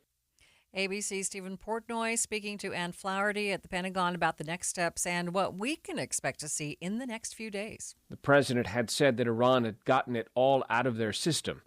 So what do we think might happen now? Yeah, well, Vice President J.D. Vance sat down with Fox News yesterday where he was asked exactly that. And he reiterated the U.S. position that under no circumstances can Iran reconstitute its nuclear program with enriching uranium. We have to talk to Iran and, of course, to Israel about what the future holds, because while we have obliterated the Iranian nuclear program, our hope and our expectation is that they're not going to try to rebuild that program. And so the White House very clearly wants to declare peace in the Middle East. That was something that Vance said. He said this is the beginning of something very big for peace. Clearly, they are hopeful there. But I think just to insert a little bit of skepticism in this. We did hear from an Iranian spokesman who said, we will reconstitute our program. We have the will, the political will, and we have the knowledge. The thing that military officials always tell us in these conflicts is that the enemy gets a vote, that it's not necessarily over until they say it's over. You can declare peace, but there is this question about if Iran's going to comply, if it's going to give up its nuclear program, its crown jewel that it's very proud of, and says that it's pursuing for peaceful purposes. There's also these proxy groups. I mean, keep in mind that it's Hezbollah, it's Sure. The Houthis in Yemen, it's Hamas. These are groups that are backed by Iran that are not necessarily tightly controlled by Iran, and they might have their own vision of the Middle East. So, right now there is a lot of hope, but I think it's one of these cases where only time will tell. By the way, the president heads to The Hague later today for NATO meetings that are probably going to mainly focus on Russia and Ukraine. Okay, Ann Flaherty at the Pentagon, thanks so much. Thanks, Stephen. Congressional lawmakers continue reacting to the U.S. strikes on Iran, and many of them say President Trump abused his power by not briefing them on the actions first. Some lawmakers are also calling for Congress to formally approve any U.S. action in the region, and Senator Tim Kaine of Virginia has put forth a resolution that would assert Congress's powers to do so under the War Powers Act. ABC's Jay O'Brien says that resolution may not have much support from Republicans now, but also says it's unclear what could happen. The energy amongst certain congressional Republicans to even address this war powers question has somewhat kind of left the building because they don't view this as an issue that needs to be tackled in the immediate, because they don't see any more U.S. strikes on the horizon because of this ceasefire. Now, if the ceasefire doesn't hold, you might see some of those Republicans that were inclined to talk about this war powers issue, that would be inclined to back a kind of Kaine resolution, get back on board. Here in Utah, groups are responding to the developments in the Middle East with hope and hesitation. Professor Ryan Vogel, director of the Center for National Security Studies at Utah Valley University, speaking to KSL5 TV's Dan Rascone about the potential for copycat attacks due to the escalations. I mean, anytime that there's a global conflict like what we're seeing here, there's always risk for copycat attacks. There's risk for people being motivated by the different parties to kind of intervene themselves, and so that's hard to predict. Sometimes you can see chatter out there of anti-Semitic attacks or anti-Muslim attacks, and those kinds of things happening. I have not seen that yet, but I anticipate that people are going to be wary of it and watchful in the next few days. Alex Shapiro is the CEO of the United Jewish Federation of Utah. He says the Jewish community in Utah is staying on high alert for their safety now and always. Not just in the last 8 days and not just in the last 625 days since 10/7, but given the uptick in anti-Semitism long before the events of 10/7, Jewish communities have historically had to worry about hate incidents or hate crimes taking place against their communities. And we do worry, and we have experienced those things. We have experienced hate incidents and hate crimes. Imam Shuaib Dean of the Utah Islamic Center tells Dan Rascone Muslims in Utah are also worried for their safety due to the events between Israel and Iran. It's the Islamophobia, the hate crimes. There's a direct link between what happens in the Middle East and Islamophobia, a rise in Islamophobia. Imam Dean says he and his congregation are continually praying for peace in the Middle East and the rest of the world. We pray 5 times a day, and we do pray for peace. That's part of the prayer, to pray for peace. And one of the 99 attributes of God is salam, shalom, which means peace. So we ask God that peace should prevail, cooler minds should prevail. The warmongers, who I believe are a minority in this country, their voices should not prevail. And may God give those who are in positions of authority and power the wisdom to make the right decisions. Peace. Let's continue to focus on that angle. After the break, how one center here in Utah is working to promote peace not only in the Middle East, but in each of our own lives, too. But first, KSL Traffic, it's brought to you by Mountain America's Double Rewards credit card promotion. Ricky? Crash free on our valley freeways and main secondaries, but not delay free. We have reduced speeds northbound I-15 approaching 6 North due to a right lane restricted to traffic. Also, road work causing some slowing southbound I-15 as you go from Kaysville into Farmington. Common Spirit hospitals, clinics, and caregivers, all connected to advanced health care in Colorado Colorado, Kansas, and Utah. Healthcare with Human Kindness is here. Hello, Human Kindness. Ricky Meese in the KSL Traffic Center. Before I heard about Salt Lake City fat loss last year, it was just after the first of the year, I was working out for more than an hour a day, and I had been doing this for several weeks, and the scale barely budged. I want to tell you, Salt Lake City fat loss took the frustration out of losing weight for me. With this great plan, I've lost more than 40 pounds, and in the beginning, I lost this weight very quickly. Many of their clients lose up to a pound per day. This plan, it's all natural. There are no injections, no surgeries, just a simple combination of foods that burn that stored fat. Plus, it's easy to follow with great resources to help keep you accountable. They have a great app. It gives you daily ideas about how to be successful, a minute-long inspirational video every morning, and they really want you to be successful and learn how to keep that weight off. Right now, you can save $200. Learn more at slcfatloss.com, or you can call them 801-450-1882. Wouldn't it be great to lose up to a pound per day? Just go to slcfatloss.com, slcfatloss.com. An Australian hiker travels to the American West to walk a wilderness trail. Wasn't afraid to be out on his own. But Eric Robinson vanished in the high Uinta Mountains. I remember thinking, Eric, what were you thinking, mate? I'm Dave Cawley. Join me on my podcast, Uinta Triangle, where I travel the world to answer the question, what happened to Eric Robinson?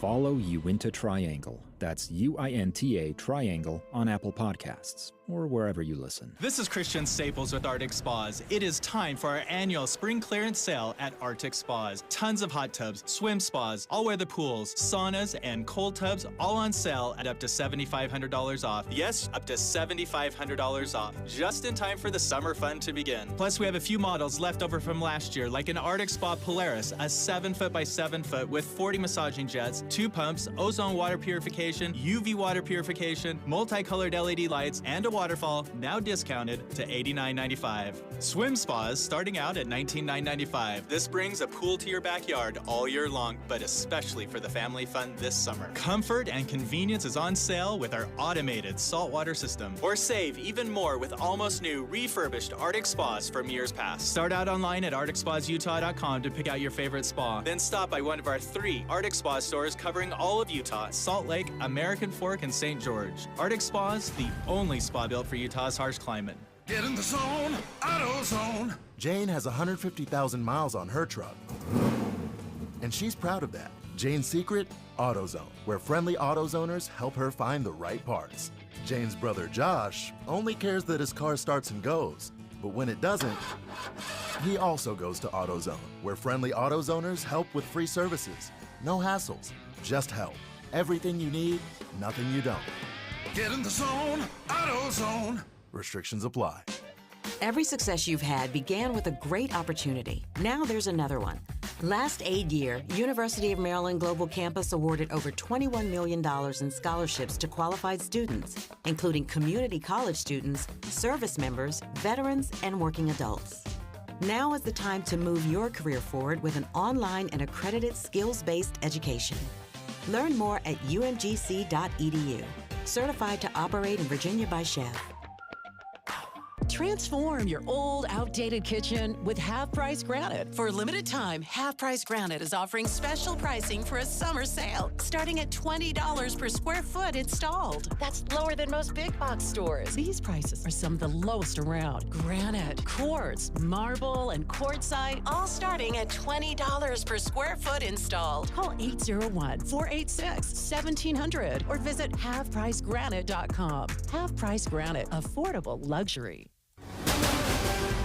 Breaking news on KSL News Radio. We are following breaking news. The UN Security Council speaking right now about the Iran's nuclear arms. Let's listen in for a moment. President, we are approaching the termination day of Resolution 2231 in October, and this may be the last report in this framework. I reiterate that the Joint Comprehensive Plan of Action, as endorsed by this Council through Resolution 2231, has been the best available option to ensure that the Iranian nuclear program remains exclusively peaceful. The 2231 format is obviously facing a challenging environment, and the situation in the region is unfolding, as exemplified also by numerous letters submitted to the Security Council President in the last couple of weeks. I firmly believe, however, that through dialogue and multilateralism, we can make the utmost effort in ensuring that the plan and Resolution 2231 are implemented effectively, promoting mutual trust and cooperation. In this regard, we hope for diplomatic efforts to find a way forward. Madam President, finally, I would like to state that as facilitator, I will do my utmost to support the implementation of Resolution 2231 and the JCPOA, which underpins it. My team and myself will continue to work closely with all Council members in an impartial and transparent manner to meet our shared responsibility. I look forward to further strengthening our dialogue and cooperation for the remainder of our mandate. Thank you. And you are listening to the United Nations Security Council discussing Iran's nuclear weapons. We will continue to track developments there and bring you any updates on air as they happen. As the conflict continues between Iran and Israel, President Trump says he wants peace. And honestly, who doesn't want peace? The president of the Haravi Peace Institute says one problem with using military force to resolve conflict is that there are always negative and unintended consequences. Let's assume you could even imagine a world in which the U.S. strike over the weekend was the most spectacularly effective use of air power since World War II. Even if you assume that, declarations of war and use of armed diplomacy always have second-order negative and unintended consequences, right? And because the Russians have an interest in Iran serving as a countervailing power to Israel and the United States, and Russia's also involved in Ukraine, both those conflicts are inherently connected, even though, like, on the face of it, when you're watching the news, not a lot of folks are drawing direct connections. Well, one can imagine a world in which a regional war in the Middle East then also includes Russian involvement and includes the ongoing conflict in Russia and Ukraine, right? At the same time, we haven't yet talked about what's going on in Gaza, right? Without any meaningful progress towards releasing the hostages and the remains of Israelis that were held hostage, or defeating Hamas as a military political entity. And so, in a lot of ways, the U.S. involvement in Iran is only then distracting attention away from what's going on in Gaza, which is nowhere near resolution. And so you have to think about the way these things are connected, and then you can kind of appreciate the types of factors that may lead to escalation, which is going to create major security and diplomatic challenges. Professor Austin Nuppy tells KSL News Radio's Don Brinkerhoff if the conflict between the U.S. and Iran continues to escalate, the Iranians might decide to start attacking oil tankers in the Persian Gulf. That affects roughly 30% of oil and gas exports throughout the world.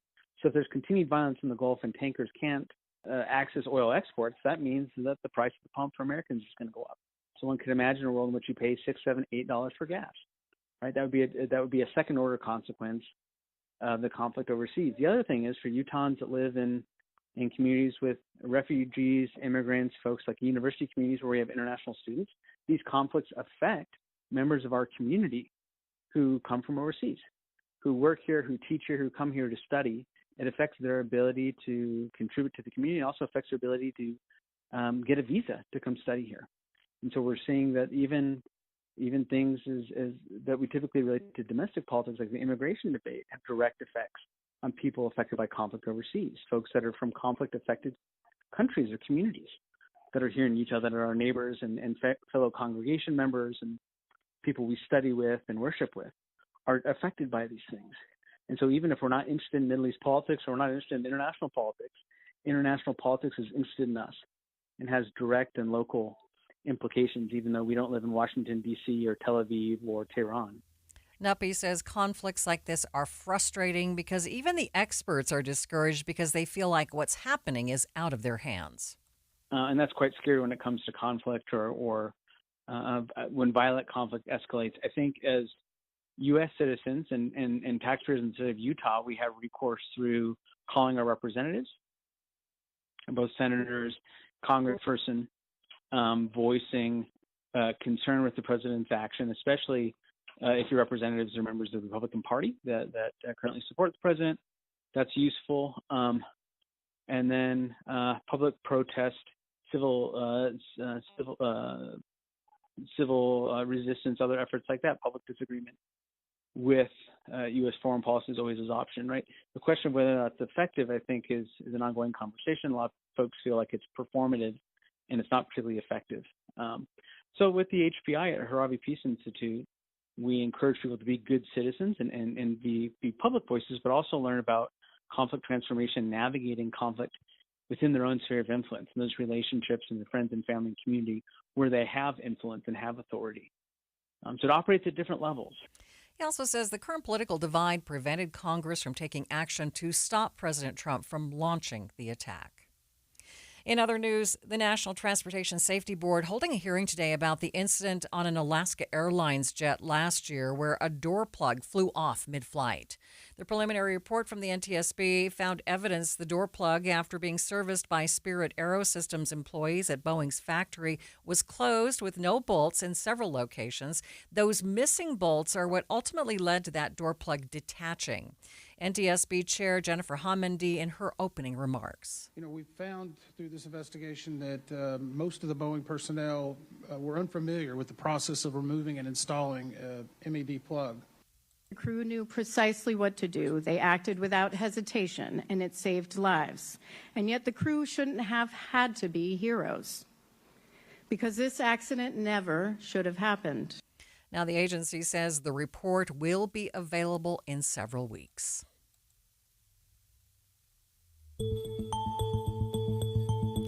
It's 1:30 midday at KSL News Radio. Hello, I'm Maria Shilaos. Some of the stories we are watching this hour. Fireworks go on sale today, but you can't shoot them off just yet. Changes to Senator Lee's proposal to sell off public lands. And KSL traffic. Ricky? We do have a right lane blocked due to roadwork northbound I-15 near 6 North. It's starting to back traffic into the downtown area, and roadwork causing slowdown southbound I-15 between Kaysville and Farmington. Maria? Temperatures climbing up to 83 degrees for a high today. KSL's top local stories in 1 minute, but first, ABC News. ABC News, I'm Michelle Franzen. In the Netherlands, President Trump arriving at the palace for a NATO summit photo with world leaders. Earlier on Air Force One, the president warning Iran and Israel to hold to the ceasefire deal and says he does not want to force regime change in Iran. If there was, but no, I don't want it. I'd like to see everything calm down as quickly as possible.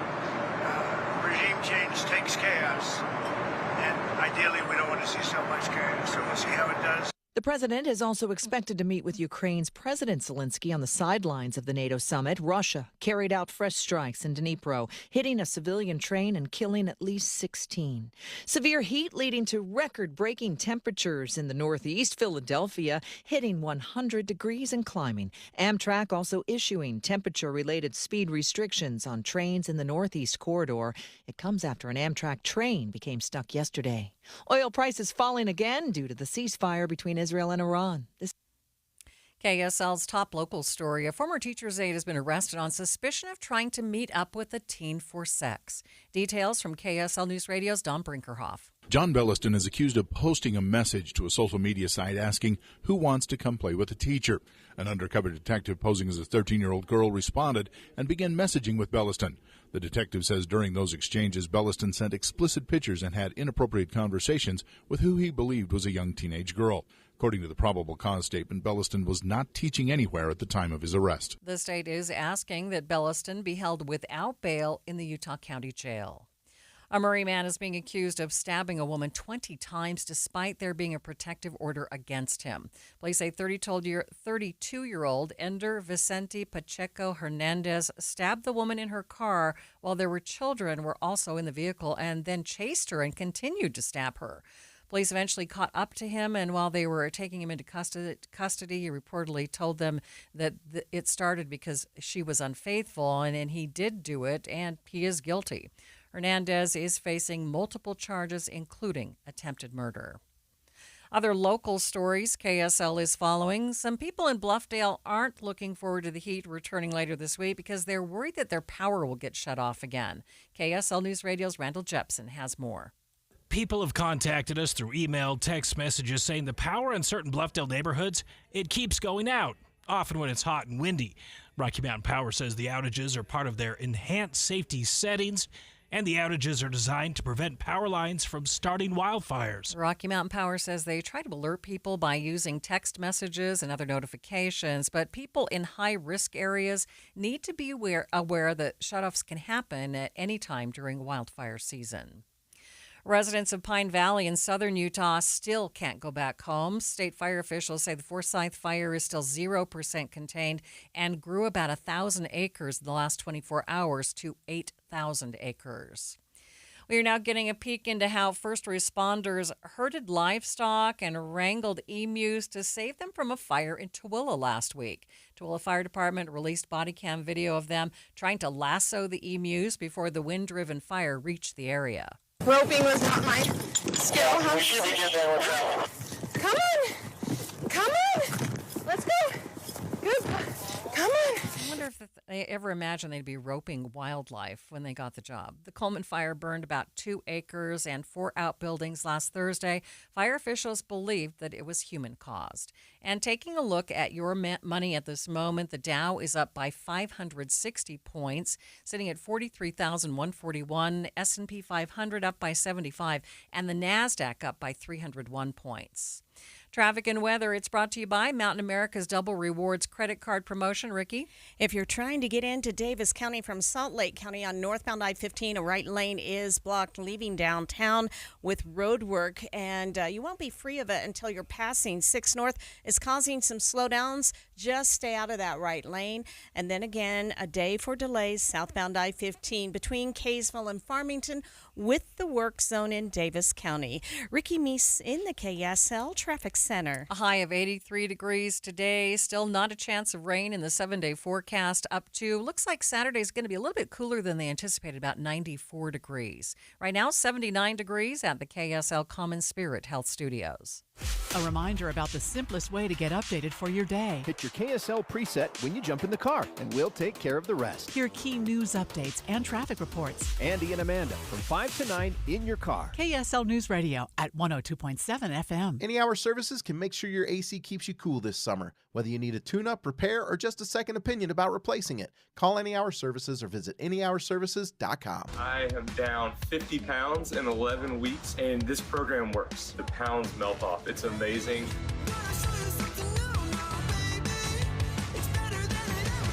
Get in the best shape of your life with Soda Weight Loss.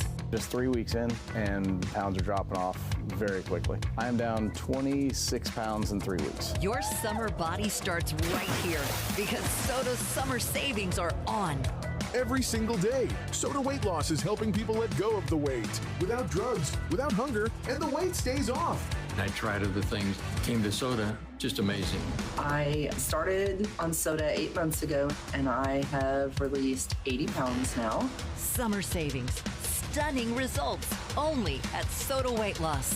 Get started now at sodaweightloss.com. That's SOTA weightloss.com. Soda is, say it with me, state of the art.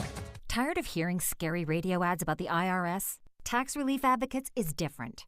TRA is here to tell you that if you owe money to the IRS, whether it's $5,000 or $500,000, we have a solution. TRA can eliminate or reduce what you owe to the IRS with zero risk to you. We have over 1,000 5-star reviews on Google and an A+ with a BBB. End your tax nightmare today by visiting TRA.com or call 800-583-6681. That's 800-583-6681. Get in the zone, AutoZone. Jane has 150,000 miles on her truck, and she's proud of that. Jane's secret? AutoZone, where friendly AutoZoners help her find the right parts. Jane's brother Josh only cares that his car starts and goes, but when it doesn't, he also goes to AutoZone, where friendly AutoZoners help with free services. No hassles, just help. Everything you need, nothing you don't. Get in the zone, AutoZone. Restrictions apply. I'm Andrew Saul, Commissioner of Social Security. Beware of telephone scammers pretending to be government employees. Real Social Security employees will never threaten you. Callers threatening you with arrest or other legal action and demanding money are not from us. If you receive a call like this, hang up, do not provide them with any form of payment or information, Report the call at oig.ssa.gov.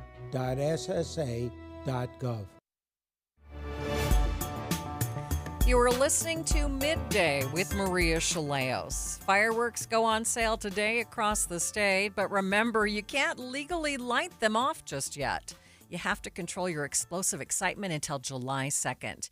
Even then, the danger of starting a fire with your fireworks is pretty high, especially if you're not safe. The city of West Jordan is teaming up with the Home Depot, Lowe's, and Paul Davis Restoration to offer free water buckets for city residents. And to get more on this program and to talk about fireworks safety, we are joined by Deputy Fire Chief Clint Paxton with West Jordan Fire. Chief, thanks for being with me. Tell us more about this free water bucket program. Absolutely. Thanks for having me on. What we've done is we've teamed up with some of our local partners, as you mentioned, and we have approximately 700 5-gallon water buckets that we are going to distribute to our pop-up tent-like fireworks stands throughout the city of West Jordan. We have approximately 10 of those. So each one will have about 70 of those water buckets. On that water bucket, there's a sticker that's attached that has the instructions. You want to fill it about halfway full with water, put your fireworks in, make sure they're completely submerged, and leave it overnight. The next morning, it's safe to go ahead and take those fireworks out, go ahead and put them in your own trash, and dispose of them that way. Also, there's a QR code that's attached to that sticker that you can scan that has the firework restriction map for the city of West Jordan and where you can and can't light them off. So we're really hoping to get the word out there that the way to properly dispose of those fireworks is to make sure they're submerged. Some people think that just spraying them down with a hose might be enough, but unfortunately that doesn't get all the way down to the bottom of that. So we're happy to be able to do that and get that out there. We have a limitation of 1 bucket per household, and there is no purchase necessary, but when they're gone, they're gone. So, Chief Paxton, where did this idea come from? Actually, it came from our public education specialist, Becky. She went to a conference in Colorado in April, and we have seen a small increase every year, year over year, of fires that are happening in garbages or dumpsters. And there was another fire department there that was also noticing the same thing. And what they did is she talked to them, and they said they tried this with the buckets and getting them out to the fireworks stands, and they saw a 90% decrease in their fires related to improperly disposed of fireworks. Now, we don't know if we're going to be able to get that high, but if we can stop just one, we'll be excited with that. We've been talking about the risk of fires, wildfires, but what is the risk in the West Jordan area right now? Right now, the risk in the city of West Jordan is just the dry conditions, and with it being windy. When we light fireworks off, we want to make sure we're 30 feet away from any structure, and they need to go up 150 feet or less. If there's any kind of wind or it's particularly dry, we ask that you don't light them off that night, because once you light it off with any kind of wind, those embers will drift down to someplace that you have no idea. It could be your neighbor's house or a field across the street. I love how you have the little certificate on the bucket that tells where the restrictions are, but are there some areas where you are really seeing some high fire danger that are more at risk? Not necessarily. West Jordan doesn't have a whole lot of wildland urban interface. We have more like a grass field where they've done. And because of the development out west, we have less and less grass fields, but that doesn't mean there's not a dry patch of lawn somewhere that could catch on fire, that could get to a neighbor's house. So we are talking about fire safety, but people are injured quite frequently by fireworks. Let's talk a little bit about that and what people can do to make sure that they aren't injured. Absolutely. One of the rules for lighting off aerial fireworks is you need to be 16 years or older. We don't want young kids dealing with the aerial fireworks. They have a chance of maybe not handling it properly. While we don't see a large amount of injuries due to fireworks, we do see 1 or 2 every year, and that is burns to the hands from lighting them improperly and not getting away, or thinking that it has gone off or it's a dud and it goes off in their hands, and also burns to the face area as well. Those are some of the major injuries that we see. Okay. Before I let you go, remind listeners where they can go to learn more about the fireworks and the free water bucket program that you have there in West Jordan. You bet. It will be at any of the pop-up fireworks stands in the city of West Jordan. Also, you can go to westjordan.utah.gov and link into the fire department page, and we have it up there as well. I appreciate your time. Thank you for being with me.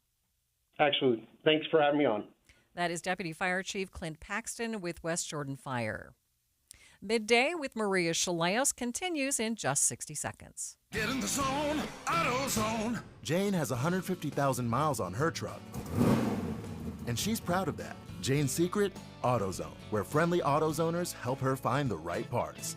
Jane's brother Josh only cares that his car starts and goes, but when it doesn't, he also goes to AutoZone, where friendly AutoZoners help with free services.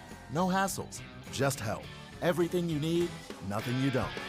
Get in the zone, AutoZone. Restrictions apply. As a fan, you know all the important sports cliches. And when you save money by bundling your home and auto with Progressive, you can get out there and give it 110%, even though that's mathematically impossible. And remember, failure is not an option. Well, it's always an option, just not a good one. But you're not worried because you've got ice in your veins. You're on fire. How can both of those things be true at the same time? Well, that's between you and your doctor. So get out there and leave it all on the field.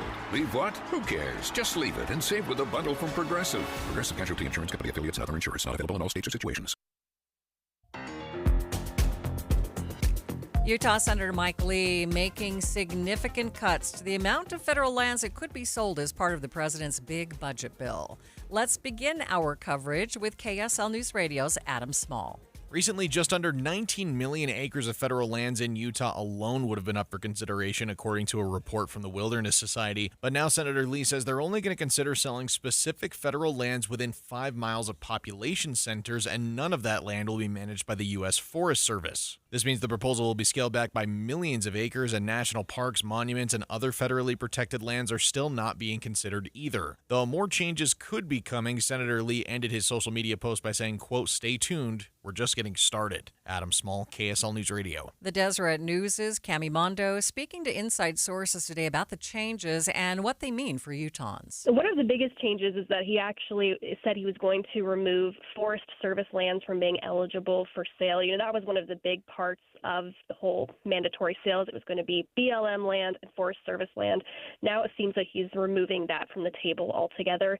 He also said he would reduce the amount of BLM land that actually can be sold. He's going to put in a requirement that it has to be within 5 miles of population centers, so it has to be a little bit closer instead of just going out and getting whatever land. He also said he wanted to put in a proposal to establish what he's calling a freedom zone, which would basically require this land that's being sold for housing not to be sold from these really big corporations, because that was another concern from people, that the land would just be, you know, corporations buying it, and then it would be expensive anyway. So those are some of the changes that he is proposing. Mondo says these changes could be due to a lot of pushback from both sides of the aisle. It seems like, you know, there is pushback, obviously, between Democrats, but a lot of these Republicans, there are a lot who are against public land sales in general. Montana is one of those that, you know, that was one of the biggest pushbacks, so Mike Lee actually exempted them from the bill. Idaho is in there that would be required to sell off lands. I spoke to both of the senators earlier this week before these changes were introduced. So far, they said that they were against it. I haven't heard back from them yet if these changes would sway them in any way, but it seems like, you know, I'm not sure if this was enough to really get them on board. And she says this public lands issue isn't a straight party ideology either. Republicans have voiced a lot of concerns about the future of national parks and the like. Right. It's a very interesting perspective because you do have Utah Republicans and Nevada Republicans. Of course, those are the two states with the most land that is controlled by the federal government. And so they've really been the ones behind this push. But yeah, it is a little unclear, you know, now with Montana senators and Idaho senators against this. It's not really clear why. Maybe there's been some misconceptions or misunderstandings, or people are unsure how it would be enforced to make sure that national parks aren't touched or that national, you know, lands for recreational use. It's not really clear what those reasonings are or where that disconnect is. It just seems like sometimes people just dig their heels in and say no public land sales at all, and it really just depends on the individual person, it seems, rather than, you know, a specific state. Digitizing records from the Korean War and a World War II plane stopping in Utah. We'll take a look at both special things after the break. But first, it's KSL Traffic brought to you by Mountain America's Double Rewards credit card promotion. Ricky? We haven't had had any accidents, it's been pretty quiet on your Valley freeways and main secondaries. But we've had slowdowns, one in a spot that's pretty unusual, a right lane blocked with road work northbound I-15 just after 6 North. That's causing some slowdowns back to the downtown area. Smith's Pharmacy welcomes Express Scripts, Medicare D, and TRICARE Department of Defense plan members. You can transfer prescriptions at smithsfoodanddrug.com/pay or update.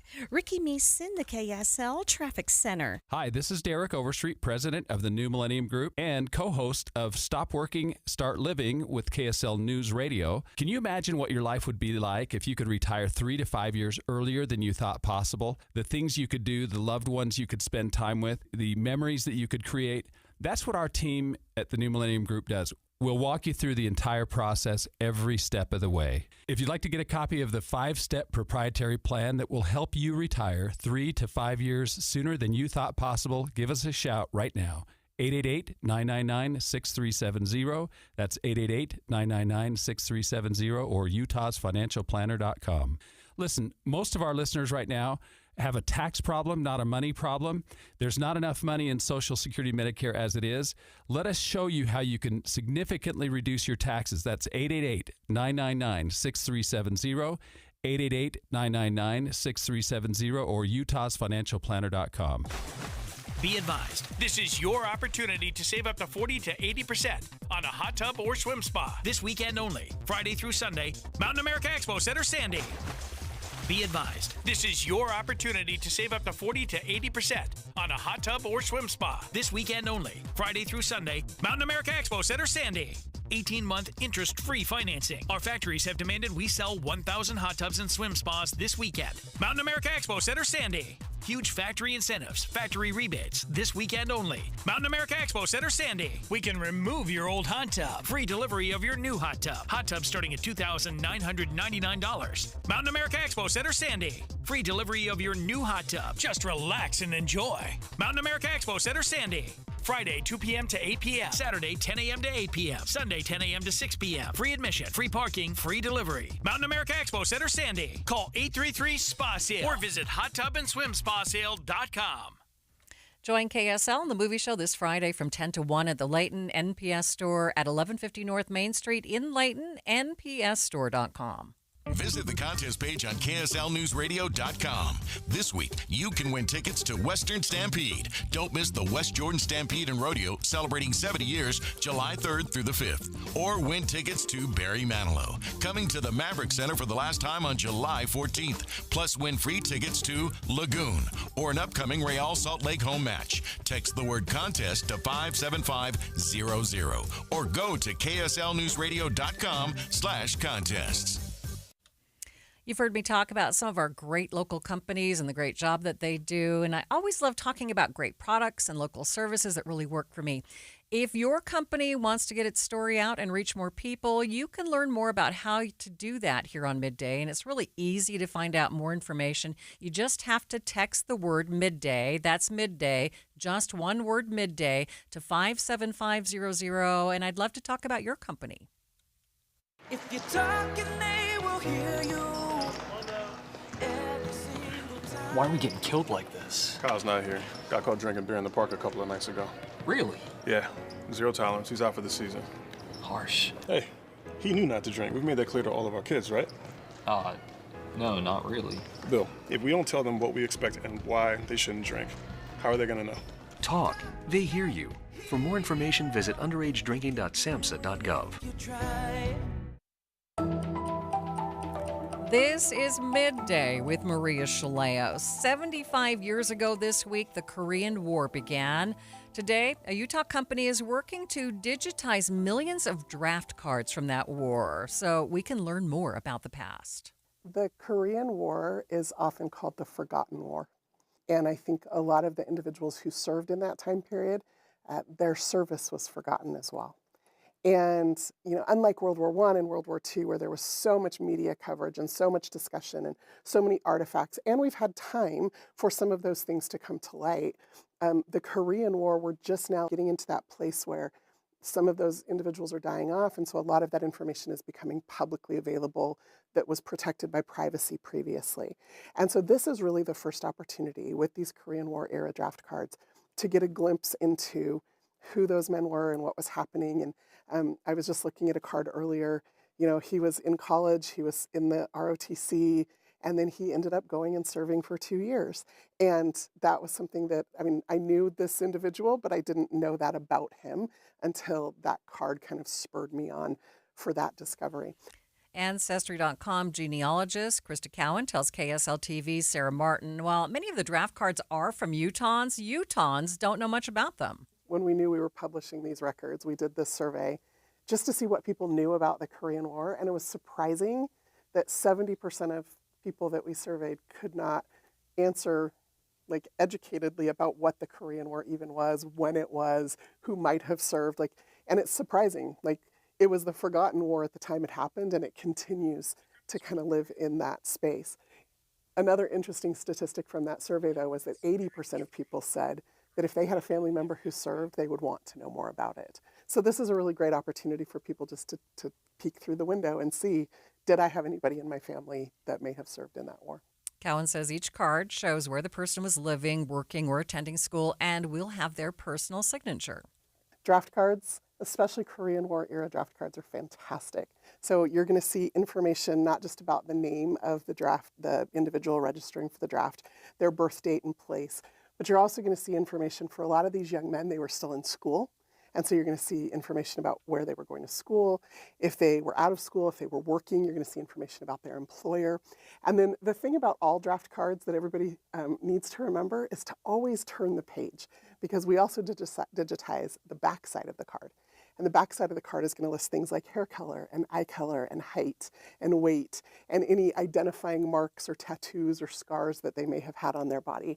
And then they sign the card themselves. So it's their actual signature, which if you're looking for information about your father or your grandfather that maybe you didn't even know, that's a treasure trove of information. Some of the cards even have some well-known names, including local Hall of Fame football coach Lavelle Edwards. Here we've got Lavelle Reuben Edwards, his home address in Orem, Utah. He's living actually at the Sigma New House up in Logan, and you can see that, and then of course his actual signature. All right, so how cool is that? The 10 million records date from 1948 to 1959. So far, Ancestry.com has digitized about 2 million cards. Moving from the Korean War to World War II now. Now, one of the only 2 surviving B-25 bombers that flew in combat during the Second World War is in Utah this week. Now, the bomber landed at the Logan Cache Airport and can be seen all this week. The Air Base Arizona Flying Museum tour director Mike Garrett says the plane marks a historic moment. B-25 was a medium bomber used in World War II in all theaters of the war. Medium meaning it carried about a 3,000-pound bomb load. It has 2 engines. It's called the B-25 Mitchell. It was made famous by the raid on Tokyo in April 1942, where 16 of them took off from an aircraft carrier Hornet off the coast of Japan and bombed Tokyo and other cities when the Japanese thought we'd never bomb Tokyo. This was about 4 months after the bombing of Pearl Harbor. So pretty famous raid with those type of airplanes. Ours was a J model, the last of those that were built. It actually flew 15 missions in Italy and Yugoslavia in late 1944. So it's pretty rare to have a warbird that actually flew combat missions. Most were cut up for scrap metal after the war. Ours was used as a trainer and then as a bug sprayer in the South. And then we bought her and restored her back to her original colors. So she's flying in the colors today that she did when she flew with the 319th Bomb Group in 1944 and 45. Garrett tells KSL News Radio's Britt Johnson that this is a rare opportunity for the public because most of the bombers that flew in combat were used for scrap metal after World War II. She's over 80 years old now, and she goes down for heavy maintenance every year. She was in the hangar for about 2 months earlier this year, and we go over with the fine-tooth comb, make sure she's meeting all the requirements of the FAA and our own CAF requirements. So, and then when we put her in there, she's safe. And we offer rides to people so they can actually feel it, see it, and be in a plane that was used in World War II. There's not many of them around that still do that. He says the bomber tour is a way to honor those who flew to protect our freedom. And pop singer Benson Boone is doing more than just writing music. He also owns an ice cream truck here in Utah. He used that same truck in a music video for a song that's popular right now called Mystical Magical, more commonly known as Moonbeam Ice Cream. KSL News Radio's Virl Johansson reports. Boone first used the truck in his Mr. Electric Blue music video, showing the singer serving Moonbeam ice cream. But this isn't the first time Boone has mentioned Moonbeam ice cream. You can feel like moonbeam ice cream, taking off your blue jeans, dancing at the movies, 'cause it feels so mystical. The Deseret News reports Boone bought the Moonbeam ice cream truck this month. Boone said on The Tonight Show with Jimmy Fallon he and his songwriting partner were just messing around when they came up with the ice cream lyric in his hit song, before later deciding to keep it and hinting people could soon taste the ice cream. And at the moment, Boone's Moonbeam ice cream truck is in Utah. Virl Johansson, KSL News Radio. Utah-based Crumble Cookie has also created a Moonbeam ice cream cookie in honor of Benson Boone. And in case you didn't know, Benson Boone briefly attended BYU and BYU Idaho before dropping out to focus on music. Andy Cupp is with me, the executive producer of this show. And have you tried this ice cream? I don't even know what it actually is. I need to do a little bit more research. The article that I was looking at for Crumble just said we have a Moonbeam ice cream cookie. And I thought, well, what's in said cookie? Well, I do like the song, so maybe I'll like the ice cream and the cookie as well. Yeah, we'll have to look it up. All right, coming up, scammers taking advantage of confusion over tariffs. We'll share some tips to avoid getting swindled next hour on Midday. KSL FM Midvale. KSL Salt Lake City. From the KSL Common Spirit Health Studios, this is KSL News Radio. Utah's news, traffic, and weather station. The Forsyth fire continuing to grow today. Raw emotion from those most affected. The people we have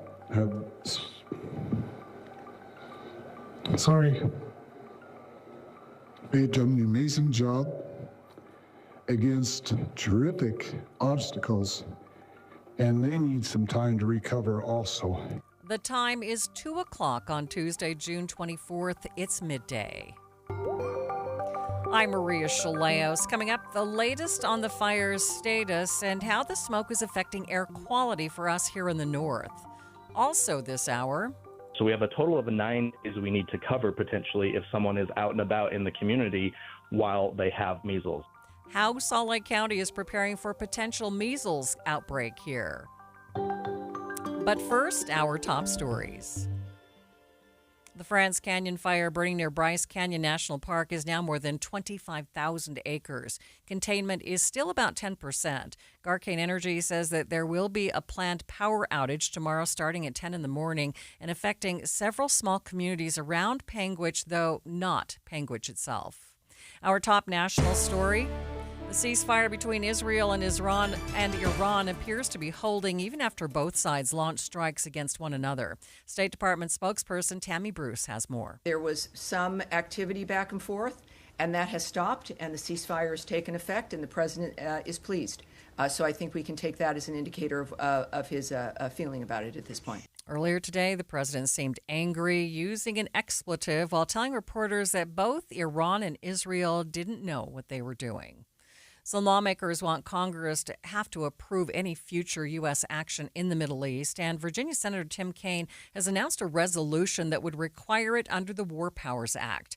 It's unclear how far that resolution may go. The energy amongst certain congressional Republicans to even address this war powers question has somewhat kind of left the building because they don't view this as an issue that needs to be tackled in the immediate, because they don't see any more U.S. strikes on the horizon because of this ceasefire. Now, if the ceasefire doesn't hold, you might see some of those Republicans that were inclined to talk about this war powers issue, that would be inclined to back a kind of Kaine resolution, get back on board. ABC's Jay O'Brien. Other national stories KSL is following. Fed Chair Jerome Powell testified before a committee today over his claim that President Trump's tariffs will cause inflation to rise. Powell was asked who is most likely to be affected by the tariffs. It can be anybody from the exporter, the importer, the retailer, the manufacturer, or the consumer that winds up paying these tariffs. In the beginning, it will be the importer that pays the tariff, but ultimately it will be spread out among those five, each of which will try very hard not to contribute, but in the end, the tariff will be paid. And all of the data suggests that at least some of that will fall, not all of it, but at least some of it will fall on consumers. The Federal Reserve is still expected to cut interest rates twice this year. Taking a look at your money at this moment, at the close, the Dow up more than 500 points. This due to the fact that Iran-Israel ceasefire was announced. S&P 500 up by 67 points. The NASDAQ up by nearly 1.5%, up by 282 points. Traffic and weather, it's brought to you by Mountain America's Double Rewards credit card promotion. Ricky? Crews are cleaning up an accident 2100 East at 9th South. Also one reported at 4th West and 10th South, and lingering slowdowns northbound I-15, leaving downtown up to just past 6 North, where we have a right lane blocked to traffic. Celebrate freedom in Paris, Idaho. 4th of July chuck wagon breakfast and parade. On the 5th, a 5K run, junior rodeo, craft vendor fair, and free concert. Visit bearlake.org for details. Ricky Meeson, the KSL Traffic Center. After a couple of nice days in the 70s, we are expected to go above 80 degrees today, up to 83 for a high. That's nothing like it's going to be over the weekend, though. 95 Friday, 94 on Saturday. We could hit 99 on Monday. 79 degrees at the KSL Common Spirit Health Studios. The sources where we get our news matters. When you listen to Utah's Morning News, we want you to feel the stories are important to you and trustworthy. This is Amanda Dixon. And I'm Andy Farnsworth. Join us weekday mornings on KSL News Radio. Repair or replace your roof now during S&S Roofing's huge spring sale. 12 months interest-free financing. The highest value roofing job in Utah. Dial pound 250 and then say S&S Roofing. Are you living with dry AMD? If so, you could be on the road to geographic atrophy, or GA, a condition that leads to retinal cell death and permanent vision loss. But with Izervay, you can slow it down and get it going slower. Izervay slows GA progression by targeting a key source of retinal cell death, which may help preserve your vision longer. Izervay, or Avastin Captid Pagel, is a prescription eye injection used to treat GA. Don't take it if you have an infection or active swelling in or around your eye. Izervay can cause eye infection, retinal detachment, or increased risk of wet AMD. Izervay may temporarily increase eye pressure. Your vision may be impaired after an eye injection or exam. Don't delay. Ask your doctor about Izervay today. Izervay gets GA going slower. Visit Izervay.com. That's IZERVAY.com. Paid for by Astellas Pharma. Common Spirit Health has expert orthopedic care that gets you back at it and back to your best. Find skilled orthopedic physicians at Common Spirit locations who specialize in general orthopedics and repair of hips, knees, shoulders, and hands, so you can return to running races or chasing the grandkids. Common Spirit Health. Hospitals, clinics, and caregivers all connected to advance healthcare in Colorado, Kansas, and Utah. Orthopedic care with human kindness is here. Visit mountain.commonspirit.org. Smoke along the Wasatch Front today thanks to wildfires burning in the southern part of the state. Thanks for tuning in to Midday. I'm Maria Shilaos. We'll have more on the smoke and overall air quality in just a minute, but first, an update on the Forsyth fire. At last check, the fire had grown over 1,000 acres overnight. It now sits at more than 8,000 acres and is still 0% contained. People who have been evacuated from Pine Valley, which sits right by that fire, gathered last night to get the latest on the fire. The big goal for most of those in the audience was to learn when they could go back to their homes. KSL 5 TV's Andrew Adams was at that meeting and says the one answer they didn't get is when they would be allowed to go home. With a major wildfire burning nearby and no end in sight, a lot of those huge trees are gone. It's just heartbreaking. Evacuees converged here in search of relief to the uncertainty. Not knowing what's going to happen, or if it's going to kick back up and come our way. The community meeting with firefighters offered many answers. This is some of the highest fire danger we've had over the past 25 years here. From the context of the Forsyth fire to the cause. Lightning holdover in about a 41-inch tree. Crews presented their most detailed picture of the fire yet, from the initial stages. With propane tanks exploding, houses on fire, everything you could imagine. To the latest weather outlook. Things are going to get really dry and really hot again. But the one thing they couldn't forecast yet was when people could return home. So I can't lobby anymore to get the community opened until they tell me it's safe and we're ready to do so. Pine Valley's fire chief urged patience, acknowledging the danger was simply still too high. It's a hazardous place. As he recognized the strain on the community and firefighters alike. The people we have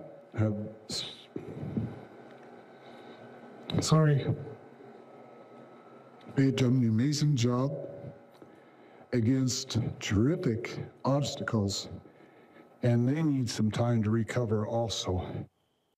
The chief says this fire is a reminder to make sure the land around our homes is as fire resistant as possible. Fire crews hope to have some level of containment today. Well, the fires may be burning in southern Utah, but that doesn't mean that we're not affected here in northern Utah. If you look outside, you'll probably notice a little bit of haze in the sky. It's not much, but it's enough to cloud up the skies just a touch. KSL meteorologist Matt Johnson says the smoke will continue to drift in over the next few hours, but shouldn't stick around too long. We really haven't had to deal with any of the smoke that's being pumped out from the fires down in southern Utah, but that might change today as we are seeing mid and low-level winds try to bring that smoke northward today. It won't be a direct hit with anything too thick in the way of smoke, but we will see some noticeable increase in wildfire smoke as we head through the afternoon and evening today. And a lot of this is really going to be towards the south end of the Wasatch Front. What's happening is we're seeing our steering winds, so those are low and mid-level winds that usually direct the clouds and smoke in our atmosphere. They're actually coming in out of the south today, and so there is a chance that as the smoke moves north from the Pine Valley Mountains and those fires burning near Bryce Canyon, that the smoke will dissipate as it heads north into the southern end of the Wasatch Front. And so it'll be kind of a gradual increase in smoke today. It won't be a wall of heavy smoke, but definitely something that's going to be noticeable. Headed towards sunset, you'll maybe see a little more of an orange glow as the sun goes down past that horizon. And so definitely keep an eye out for an increase in smoke. It may stick around for a day or two, but all in all, definitely something to keep an eye out for. From the KSL Weather Center, I'm Matt Johnson. Joining me now to talk about the air quality this afternoon is Bryce Bird, Director of the Division of Air Quality for the state of Utah. Bryce, thanks for being with me. Hey, hello. Let's talk about this haze that we're seeing along the Wasatch Front. Is this from that smoke down south? It is. Matt really covered it well. So that we are seeing the impact from the fires that are impacting different parts of the state on different days, depending on those wind patterns. What we've seen up until now is more of a local impact. So the communities around Cedar City, St. George, over the Bryce Canyon area as well, from those local impacts, and also some regional fires as well. It's unfortunately part of our summer story that happens every year, that we see western wildfires really being the predominant air quality visible impact that we see, in addition to the urban ozone that we experience along the Wasatch Front. Right. Should we be concerned? I mean, how does this impact overall health? So the particles in smoke are impacting us like other particulate air pollution that we experience during the winter inversion and other times. So it is a concern at levels where the Environmental Protection Agency has established the levels for either unhealthy for sensitive groups at the orange air quality index level or unhealthy for everybody at the red air quality index level. We can expect sensitive people to be, of course, it's a trigger for asthma. Everyone experiences the irritation of the eyes, the throat, and of course, over time, that cumulative impact really does impact our health. So we encourage people to avoid exposure where possible. So if we're getting a heavy smoke impact where you're getting that physical response, again, the burning of the eyes, the burning in the back of the throat, maybe avoid heavy exertion outdoors during those times to decrease the amount of smoke you're bringing into your lungs and the potential for harm that brings. You mentioned that this is something that happens this time of year. Do you expect things to get worse, though, over the summer? Yeah. Typically, this is earlier than we've seen in the past as well. Over the past several years, it's been late July, August, and September where we've had a lot of smoke impacts. And of course, it really does depend on the winter conditions that led to dry conditions that are more prone to forming these fires. And of course, suppression and other efforts by local firefighters and federal land managers that manage these fires to make sure that they're being addressed as quickly as possible. But yeah, in the past, we've seen typically worse conditions later in the summer. But again, with this year's dry winter in the South, we've already seen a number of these large wildfires that are impacting the state. What can the rest of us do to maybe help eliminate some of this pollution or to prevent more pollution from entering the air? Really, one is prevent wildfire. I think that's a common message for everyone. Most of the fires in Utah are caused by human activity, and so we need to be careful with fire when we're in those wildland areas. Of course, the others are caused by lightning because of the conditions, and so in those cases, we can a couple things: reduce what we add to the pollution here locally. And so if we have air quality alerts, find ways to reduce driving and other activities, of course, burning activities that would add to that pollution here along the Wasatch Front especially. But in other areas, really the main focus is avoiding the exposure by removing yourself from activities that would cause you to bring in more of those particles into your lungs through heavy exertion. I'm wondering, with the popularity of electric vehicles, if you're actually seeing a lower amount of emission kind of particulate. Yes. So here along the Wasatch Front, we've projected both the impact of cleaner vehicles. So in 2017 and newer model years, we saw EPA standards increase for the pollution that comes from motor vehicles. And then with the adoption of the zero emissions at the tailpipe electric vehicles, we are projecting and have seen reductions in local emissions from the transportation sector over time. And so that's something that we have actually seen with our air emissions inventories that we perform. And of course, that's projected to continue in the future as the older vehicles, again, those pre-2017 vehicles, kind of move into old age and are eliminated from the road as they wear out or get in accidents, things like that. So yeah, the fleet's turning over and the electric vehicles are an important part of that as well. Yeah, for those sensitive groups and people who may need to know the exact type of air quality, where do they go to get more information?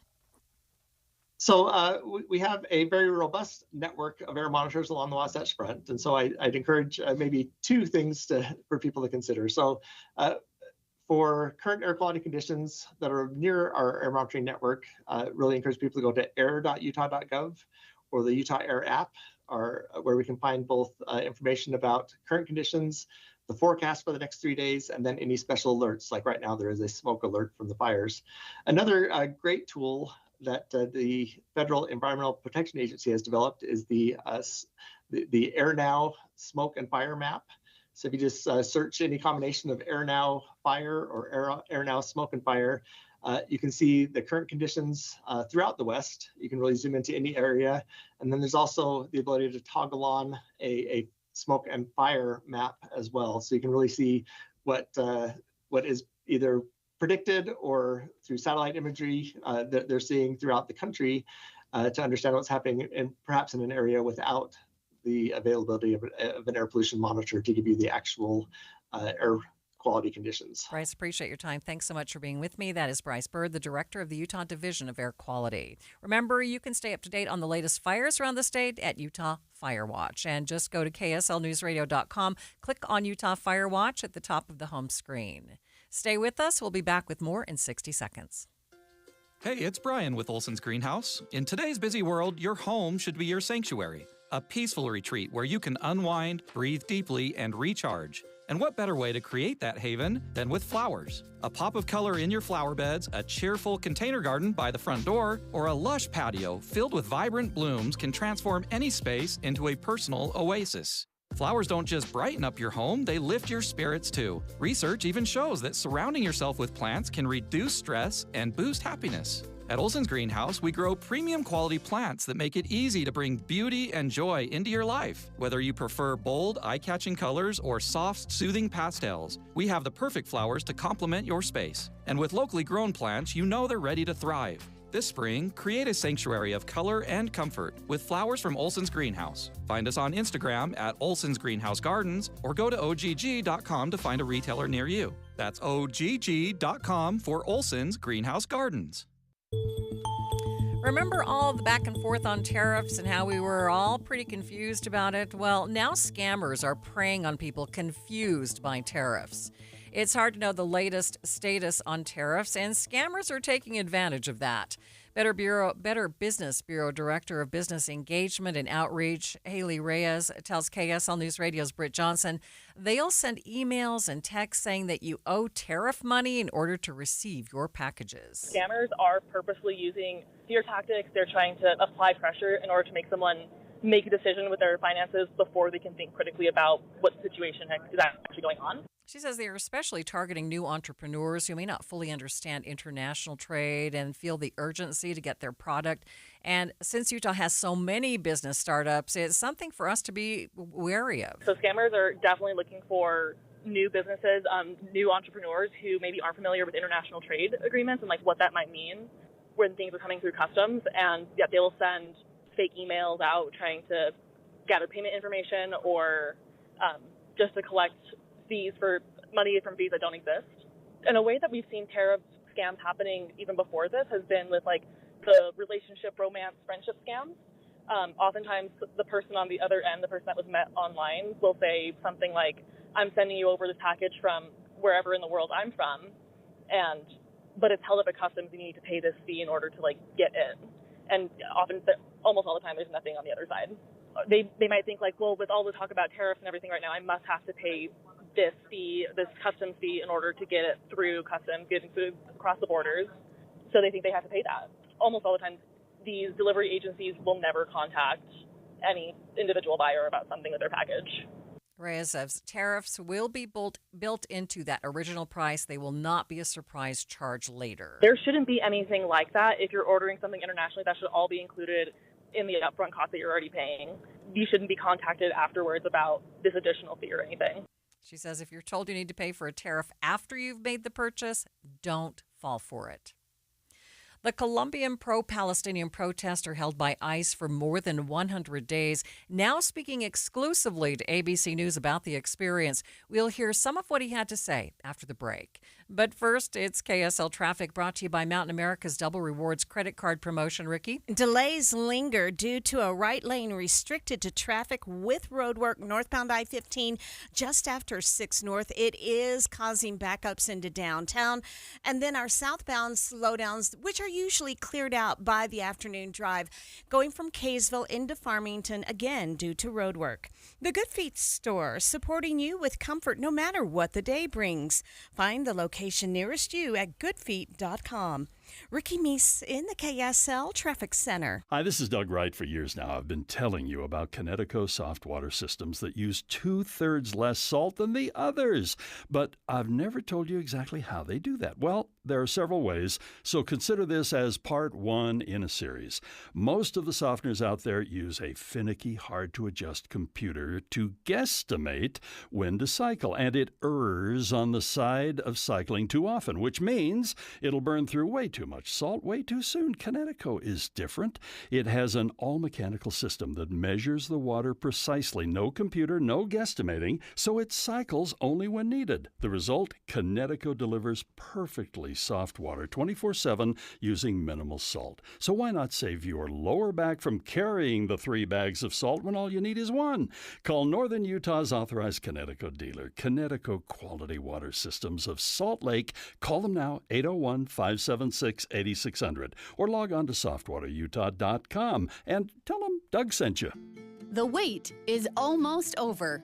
After 2 years of renovation, the perfect downtown lunch spot is now almost open. The Garden Restaurant opens on June 30th. The Garden Restaurant offers a beautifully designed space and deliciously fresh menu. It's close to everything downtown, next to the Temple Square block. If you need something quick and on the go, or to meet a client, friend, or place to relax, the Garden Restaurant offers healthy options like handcrafted sandwiches, soups, unique salads, plus traditional favorites like homemade pot pies and the famous Lion House rolls. The Garden's new look and tasty menu offers something for everyone, featuring dine-in, patio seating, lobby seating, and grab-and-go or quick online ordering. Visit the Garden today. Reimagine space with remarkable taste. Easy street access on the ground floor of the Joseph Smith Memorial Building. Open weekdays 11 to 3. Check out the menu at thegardenslc.com.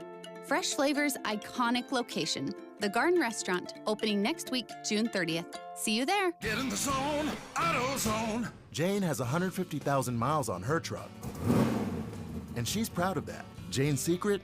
AutoZone, where friendly AutoZoners help her find the right parts. Jane's brother Josh only cares that his car starts and goes, but when it doesn't, he also goes to AutoZone, where friendly AutoZoners help with free services. No hassles, just help. Everything you need, nothing you don't. Get in the zone, AutoZone. Restrictions apply. Progressive Home Quote Explorer lets you easily compare rates, so shopping for insurance might be the easiest part of owning a home. Definitely easier than this. Psst, honey.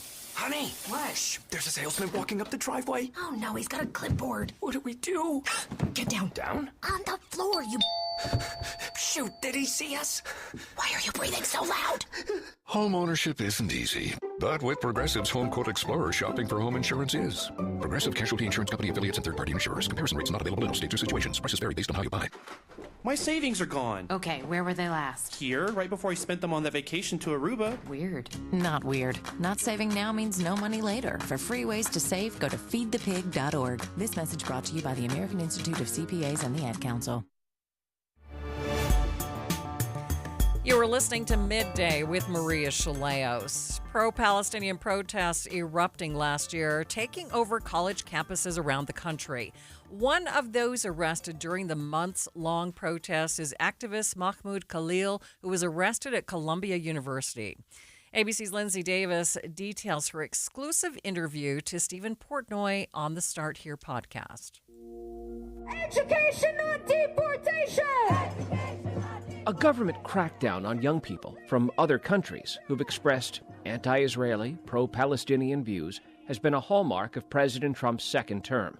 The first of the high-profile student arrests happened in March. This is not a matter of simply violating university rules. Mahmoud Khalil, a Syrian-born graduate student at Columbia University, helped lead the pro-Palestinian protests on the campus last year. This is a movement, an anti-war movement. A green card holder, which makes him a lawful permanent U.S. resident, Khalil was detained after the Trump administration accused him of being a Hamas sympathizer. It's a claim he denies. Secretary of State Marco Rubio accused Khalil of lying on his immigration paperwork. When you apply for a student visa, or any visa to enter the United States, we have a right to deny you for virtually any reason. But I think being a supporter of Hamas and coming into our universities and turning them upside down and being complicit in what are clearly crimes of vandalization, complicit in shutting down learning institutions. There are kids at these schools that can't go to class. Khalil has not been charged with any crimes, but he spent more than 3 months in detention before he was ordered released by a federal judge last week.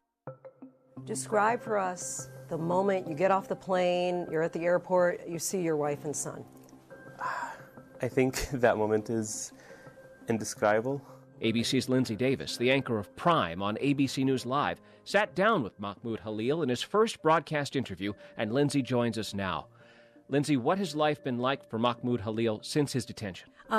Steve, he talks about how difficult this process has been, 104 days. Of course, he's missed a number of milestones, Mother's Day, Father's Day, the birth of his first child, his graduation from Columbia. But he says that by far what he calls the cruelest of all was that he was denied the opportunity to be alongside his wife, Noor, as she delivered their first child. I mean, that's the most cruel thing that any administration would do. Clearly, I was not danger to the community, that they could have afforded me that opportunity to be with my son. Of course, she was 8 months pregnant when he was arrested at their Columbia University apartment. Okay, let's not. Okay, he's not resisting. He's giving me his phone, okay? Many of us have seen the video of his arrest. His wife was recording it. There's no use for this. Don't worry about it. You're going to have to come with us. Don't worry. I'm coming with you. Don't worry. And attempting to ask the officers, what agency are you with, which they wouldn't respond. Where are you taking him? What are you charging him with? Can you please specify what agency is taking him, please? Excuse me. They're not talking to me. I don't know. And he says for many hours he didn't know where he was going or what he had been charged with. March 8th is the most difficult day that I've ever lived. I went through the Syrian war under bombs. I was shot by Israel, but that day did not compare to these other events. I felt like I was literally kidnapped. So he says that he never gave up hope that he would be able to return to his New York apartment, because he says that he is here lawfully, and he feels that the Trump administration is trying to silence him, trying to take away and really have a chilling effect, in his words, for anyone else who might speak out on behalf of the Palestinians. Now, Khalil has a green card, and that makes him a lawful permanent resident. To many people, they might consider him an American, just one step shy of being an American citizen. Is that how he sees himself? That is definitely. He says that he is here lawfully. He's married to an American citizen, while the administration has said that he made misrepresentations on his green card. Is there any truth to that? Absolutely not. They added these allegations a week after my arrest because they knew that their first allegation is also wrong. They wanted another chance to come after me because the first day of my arrest, all these lies spread about me online, like being a terrorist, being someone who's distributing Hamas flyers on campus. But then a week later, none of that is true. He feels that they're just grasping at straws to try to get him deported from the country. And he just describes this as a really difficult time without, even though now he's back home in New York, without quite an ending. Davis says Khalil is now looking at potential lawsuits against the Trump administration. It's 2:30, midday at KSL News Radio. I'm Maria Shilaos. Some of the stories we are watching this hour. New cases of measles in Utah, now 3 cases. How are counties preparing for more? Olympians bringing light to patients at Primary Children's Hospital, and KSL traffic. Ricky? We do have a rolled dump truck causing delays either direction in Big Cottonwood Canyon near Cardiff Fork. Maria? KSL's top local stories in 1 minute, but first, the latest from ABC News. ABC News, I'm Michelle Franzen. An initial highly classified report by the Defense Intelligence Agency and U.S. Central Command suggests that, according to 2 people familiar with the early assessments, the U.S. military strikes on Iran's nuclear facilities likely only set the program back by months. GOP Senator John Thune asked about if he agreed with President Trump's assessment that nuclear sites were obliterated. Well, I'm not sure I have, you might want to hear from Senator Cotton, who chairs the Intelligence Committee, an answer on the full extent. But we know for sure that their nuclear program was set back considerably, and that is a victory. President Trump in the Netherlands for the start of the NATO summit. Earlier, he criticized Iran and Israel for violating, he says, the ceasefire hours after it began, urging both nations to keep to the agreement. Severe heat breaking records in the Northeast. Philadelphia hitting 100 degrees. Advisories urging people to conserve energy. This is ABC News. We do have breaking news on KSL News Radio. We're learning about 2 more cases of measles that originated in Utah. State health officials say the patients are both adults, one from Utah County where the positive case was identified last week, and another from southwest Utah. Officials say these adults were not vaccinated and are not linked to last week's case. We'll have more on how other counties are preparing for the measles in just a few minutes. KSL's top local stories. We've been hearing from people in Bluffdale who say they're getting sick of having their power shut off when it gets hot and windy. Rocky Mountain Power spokesman Jonna Whitesides tells KSL the power outages are part of their enhanced safety settings designed to prevent wildfires. What we're trying to do is find the balance between reliability and safety. Some of the power outages in Bluffdale have lasted 6 or 7 hours. Rocky Mountain Power says they send text message and other notifications, but the power can be cut at any time if the conditions become dangerous. KSL Sports 5-star quarterback Ryder Lyons is going to be a BYU Cougar. The California native is the Cougars' first 5-star recruit since 2003. KSL Sports BYU insider Mitch Harper told me earlier that Lyons will be the quarterback that BYU builds their program around. He's a perfect fit in what BYU, this offense with Kalani Sitake and Aaron Roddick are looking for, but to earn that 5-star nod, you have to be, and lead attributes and pile up many offers as well. But ultimately, BYU took down Oregon and USC to land the commitment of Lyons. Mitch says Lyons will officially join the team around 2027 after serving a mission for the Church of Jesus Christ of Latter-day Saints. Other local stories KSL is following. Over 80% of Americans don't pay for their news, opting for other free sites. KSL News Radio's Brianna Willis reports. When looking for information, it can be pretty common to hit a paywall. A new study from Pew Research shows if you're clicking off the site, you aren't alone. 83% of Americans will decide not to get a subscription or pay for a news story. For most, they say it's just as easy to get the information at a different free site. BYU professor of journalism Chris Boyle says it's also pretty common for people to look to social media for news. Pew says others just lose motivation to read the story once they hit that wall. Boyle says people may also be tired of paying for so many different subscriptions that they don't want to add news to the mix. Additionally, he believes that there are many reputable places to get free news and that it's not necessarily a problem. Taking a look at your money at this moment, the Dow at the close up 507 points, nearly 1.25%, sitting at 43,089. S&P 500 up by 67. The Nasdaq up nearly 1.5%, up 282 points. Traffic and weather brought to you by Mountain America's Double Rewards credit card promotion. Ricky? KSL's own Eric Butler, who joins me every afternoon, called in multiple vehicles over to the side of the road. Not sure what's happened, but this is northbound I-215's westbound approaching the I-80 junction. And then a crash in Big Cottonwood Canyon involving a rolled dump truck at Cardiff Fork. We are expecting delays.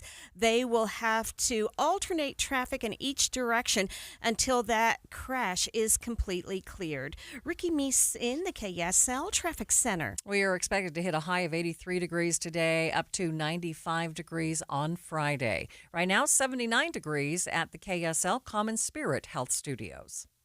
Mornings are for recharging. And they're for starting your day right. We volunteer to join you in the car. Get news and weather at 102.7 FM during the most important part of your day. Andy and Amanda, each morning between 5 and 9 on KSL News Radio. Getting help with plumbing repairs is easier than you think. All you have to do is call Any Hour Services or schedule an appointment at anyhourservices.com. No one helps more homeowners than Any Hour Services. I am down 50 pounds in 11 weeks, and this program works. The pounds melt off. It's amazing.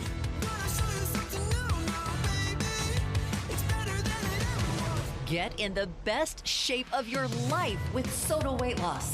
Just 3 weeks in, and pounds are dropping off very quickly. I am down 26 pounds in 3 weeks. Your summer body starts right here because Soda's summer savings are on. Every single day, Soda Weight Loss is helping people let go of the weight without drugs, without hunger, and the weight stays off. I tried other things, came to soda, just amazing. I started on soda 8 months ago, and I have released 80 pounds now. Summer savings, stunning results, only at Soda Weight Loss. Get started now at sodaweightloss.com. That's SOTA weightloss.com. Soda is, say it with me, state of the art. Attention RVers! In 57 years, Motorsportsland has never had a sale like this before. We've got over 100 new models coming in and our lots are already almost full. We've got to clear out inventory fast, so we've selected over 100 new travel trailers, fifth wheels, and toy haulers to sell to you at or below dealer cost. Like our 2024 Encore Venue off-road travel trailer, MSRP at $30,000, normally priced at $25,000, dealer cost at $22,400, and this week only priced to you for below $17,000 with amazing financing options. Or our 2024 28-foot Stealth toy hauler fifth wheel, MSRP at $99,330, normally priced at $83,500, this week only $67,743. Save more than ever before on your dream RV, but these deals are disappearing quick, so visit a Motorsportsland RV Center today. Let Motorsportsland help you get away. Motorsportsland.com. You were listening to Midday with Maria Shilaos. As I mentioned a few minutes ago, there are now 3 confirmed cases of measles in Utah. The first came from Utah County last week from a person who had not traveled out of the state. Now another case in Utah County and a new case in southwestern Utah. Neither of these new cases involved vaccinated individuals, nor do they have any links to the first person that was diagnosed. Measles now spreading in Utah. How are health officials in Salt Lake County preparing for a potential measles outbreak? Public Information Officer Nicholas Rupp tells me contact tracing is imperative with a contagious disease like the measles. Well, measles is a significant lift for public health because it is so contagious and it is airborne. So if we have a case in Salt Lake County, we need to do contact tracing quite far, depending on what the individual did in the days leading up to them showing symptoms. So measles is infectious 4 days before the rash appears and then 4 days after the rash appears. So we have a total of 9 days we need to cover potentially if someone is out and about in the community while they have measles. How in the world do you do that? How do you do that contact tracing? It is a lot of work. So we interview that initial case and we talk to them about everywhere they may have been, usually in the 4 days before the rash appears, right? Before they know they're really ill. And we use tools to help remind them where they may have been. We ask them to look at credit card statements. We talk to them about looking at their calendar just so they make sure they cover every place they may have been in those 4 days leading up to the rash appearing. And then we reach out to those places, and we sometimes need to ask for help from our friends in media to let the public know, hey, these are the places where someone with measles has been. So if you were there on this day from this time to this time, we need you to contact us. And the state of Utah has done a great job of a system to help us handle that as we prepare for measles cases, where we will just publicize a QR code, a website, where people, if they were at that location at that time, they go to that website, use that QR code, and fill out a little form, and we start the process from there. For a lot of people, I mean, like me, who are everywhere, I mean, that just has to be a very difficult process. How effective is contact tracing? Contact tracing is very effective at controlling the spread of disease. It's something public health has done for diseases of concern for decades, over 100 years, in fact. So it's something we're good at. It's something that we know how to do. It's something that we know does limit the spread of disease because we can tell everyone who was exposed, hey, you have been exposed to this disease. You need to stay home so you don't further spread that illness. What really helps us with contact tracing, though, particularly for a vaccine-preventable disease, is people being vaccinated. If you are fully up to date on your MMR and we call you and say, hey, you've been exposed to measles, are you vaccinated? And you say yes, our job is done, because if you're vaccinated, you're protected. We don't have to do anything more, and you don't have to do anything more. We know there are measles cases out there. Have you seen any in Salt Lake County or heard word of anyone with them? Fortunately, we do not yet have any confirmed measles cases in Salt Lake County, but given that every day it's getting a little bit closer, we are preparing. But the public can help us a lot by making sure they're vaccinated. And if you're not feeling well, don't go out in public. That's the other thing you can do, right? If you're having symptoms of any kind, stay home so you don't infect anybody with whatever it is you might have.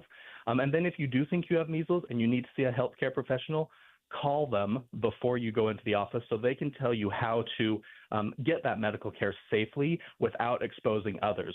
We find that a lot of our contact tracing is done in waiting rooms at doctors' offices and hospitals because people who end up having measles are sitting in a waiting room waiting to be seen, exposing everyone around them. Is measles a little bit complicated just because you don't get the rash right away and people just think maybe they have a cold? Yes, measles is complicated because those what we call prodrome symptoms, which is fever and kind of cold-like symptoms, are before the rash. And so you might think you just have a little cold, it's not a big deal, and then the rash shows up to 4 days later, up to 10 days later. But those 4 days before the rash is when you are really infectious. And so you may think you have a cold, but you're really exposing everyone to measles. So the two most important things you can do, be vaccinated and stay home if you're feeling unwell with anything. You'd think we would have learned something from COVID about, protecting others, not just ourselves when it comes to, being sick. But I don't know that that's the case. It feels like we've gotten a little complacent. I think we learned a lot from COVID as far as listening to public health officials, at least some groups. But I think we also have gotten burned out on public health messaging. And, we have a hard time sometimes getting people to do what we ask or what we suggest is best for their health, the health of their family, and the health of the community. We really are here just to help everyone live healthier, fuller, more vibrant lives. And that's why we exist in public health. Any final thoughts for us?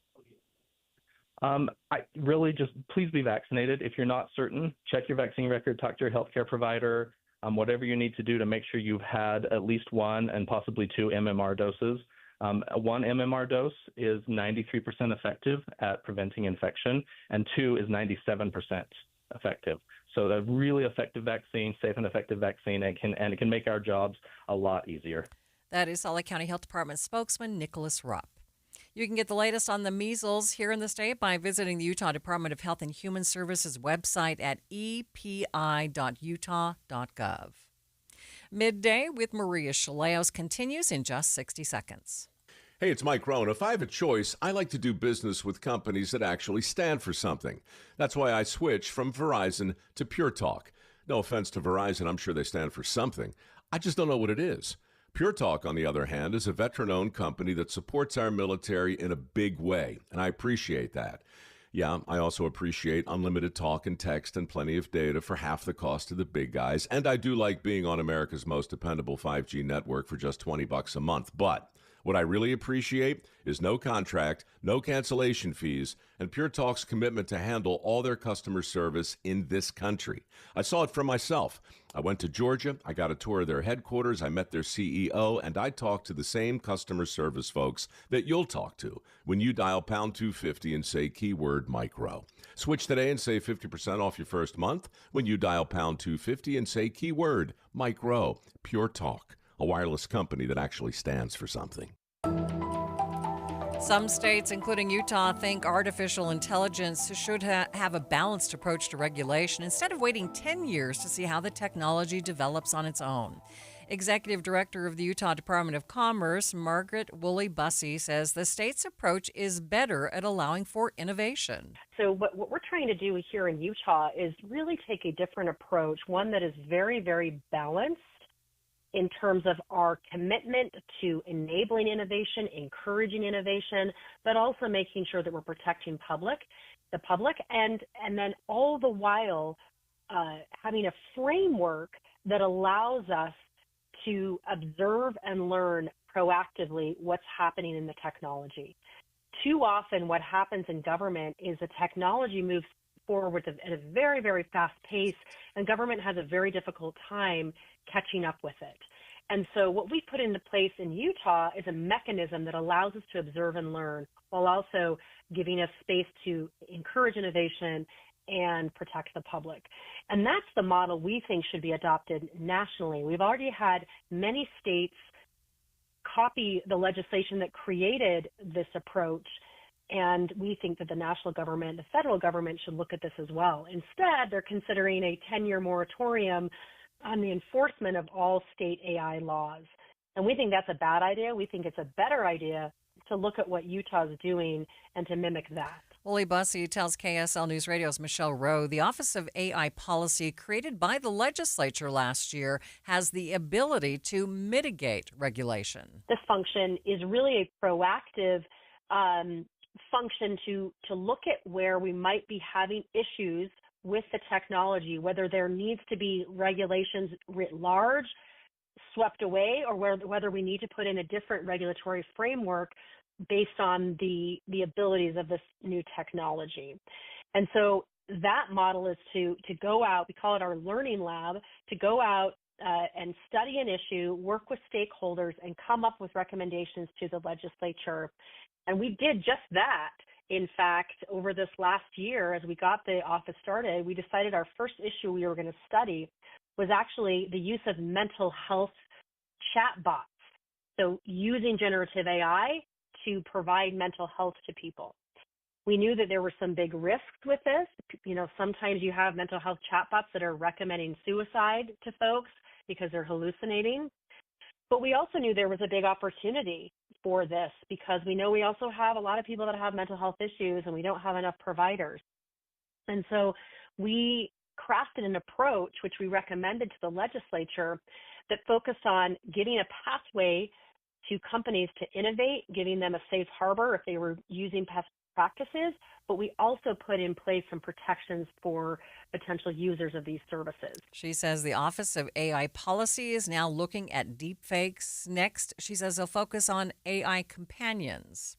Nationally, some lawmakers want a 10-year pause on regulations regarding AI. It was part of the One Big Beautiful bill in the House, and it was removed in the Senate's version. Leaving the professional sports behind for a bit to help children in the hospital. More on how Olympians are helping Utah kids in just a few minutes. First, KSL Traffic, brought to you by Mountain America's Double Rewards credit card promotion. Ricky? We do have a new accident. It's southbound I-15 in Murray at 4500 South. Some vehicles in the Gore area, other vehicles over to the right shoulder at the exit ramp. And with them being out of traffic, it's not causing any delays. No matter the weather, your feet can feel fantastic. Find the Good Feet location nearest you at goodfeet.com. Ricky Meese in the KSL Traffic Center. Be advised, this is your opportunity to save up to 40 to 80% on a hot tub or swim spa. This weekend only, Friday through Sunday, Mountain America Expo Center, Sandy. Be advised, this is your opportunity to save up to 40 to 80% on a hot tub or swim spa. This weekend only, Friday through Sunday, Mountain America Expo Center, Sandy. 18-month interest-free financing. Our factories have demanded we sell 1,000 hot tubs and swim spas this weekend. Mountain America Expo Center, Sandy. Huge factory incentives, factory rebates, this weekend only. Mountain America Expo Center, Sandy. We can remove your old hot tub. Free delivery of your new hot tub. Hot tub starting at $2,999. Mountain America Expo Center, Sandy. Free delivery of your new hot tub. Just relax and enjoy. Mountain America Expo Center, Sandy. Friday, 2 p.m. to 8 p.m. Saturday, 10 a.m. to 8 p.m. Sunday, 10 a.m. to 6 p.m. Free admission, free parking, free delivery. Mountain America Expo Center, Sandy. Call 833-SPA-SALE or visit hottubandSwimSpaSale.com. Many people worry they're not making the right investment choices inside their 401ks. Did you know that you might have a little-known opportunity to add some additional investment choices to your 401k and get the help and recommendations you've been looking for? This exciting feature is called a self-directed brokerage window. And the best part? The money still stays within your 401k. Learn how the trusted advisors at Capital Wealth may be able to expand your investment portfolio. To learn more, call or text the word VISIT to 801-877-9800 or go to CapitalWealth401k.com. Improving your 401k might mean the difference of retiring a few years earlier. Let's find out. Schedule your no-cost 15-minute consultation with the Capital Wealth team today. Call or text the word VISIT to 801-877-9800 or go to CapitalWealth401k.com. Advisory services offered through Capital Wealth Advisors, LLC, a state of Utah registered investment advisor. This Friday, join KSL News Radio and NPS from 10 to 1 as the movie show stops by. Then, browse and uncover what makes NPS so great. With 4 locations, NPS takes a new inventory every day. Then they check all competitors' retail pricing before marking items down 20 to 70% off. You're invited to visit the movie show this Friday from 10 to 1. And that's the first step to discovering NPS. Visit npsstore.com to begin your own NPS adventure. npsstore.com. Get in the zone, AutoZone. Jane has 150,000 miles on her truck, and she's proud of that. Jane's secret? AutoZone, where friendly AutoZoners help her find the right parts. Jane's brother Josh only cares that his car starts and goes, but when it doesn't, he also goes to AutoZone, where friendly AutoZoners help with free services. No hassles, just help. Everything you need, nothing you don't. Get in the zone, AutoZone. Restrictions apply. Progressive knows there are some surprisingly expensive things in life, like frames. Because you found a classic 70s concert poster. But when you went to get it framed, you realized the frame will cost about 4 times the amount of the poster. Which is actually absurd because no one will be looking at the frame, and if they are, then you severely overestimated how cool this poster is. But then you remember by switching your home and auto to Progressive, you could save hundreds and put it towards a classic 70s concert poster in an absurdly overpriced frame. Progressive Casualty Insurance Company, affiliates, and other insurers. Not available in all states. I am not a rich woman, but I feel like a rich woman every time I go in my closet. The best, hands down, present I've ever received was my husband secretly redid my closet with Closets by Design. So now when I go in there aren't all these shoes just junked on the floor. They're neatly sitting on their shelves. And my necklaces are hanging on their individual hooks, and earrings are in their little squares in this soft drawer that pulls out. It's just gorgeous. In fact, he saw how much I loved it. He had Closets by Design redo the garage. So now all the stuff, the tools, the toys, the junk is all in cabinets. When you open our garage door, you see cars. That's it. It's amazing. The things that Closets by Design can do, and it's going to save you money right now because you get up to 40% off plus an additional 15% off with 18-month financing. You can do so much with your closet, much more than you realize, with this wonderful Utah company, Closets by Design.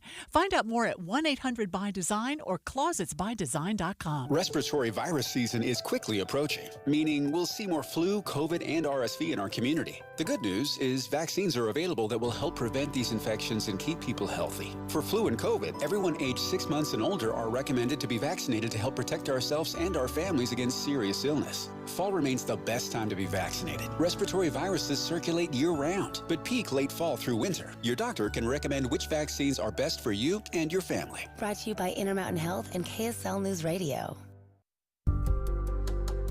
This is Midday with Maria Shilaos. Utah Olympians taking a few minutes out of their busy athletic training to instead train children on ways that they can be more active. The Olympic and Paralympic athletes celebrating Global Olympic Day with the patients at Primary Children's Hospital in Lehigh. This is the game show where everything was made up and the points don't matter, but we're going to play anyway, okay? So, we are celebrating today.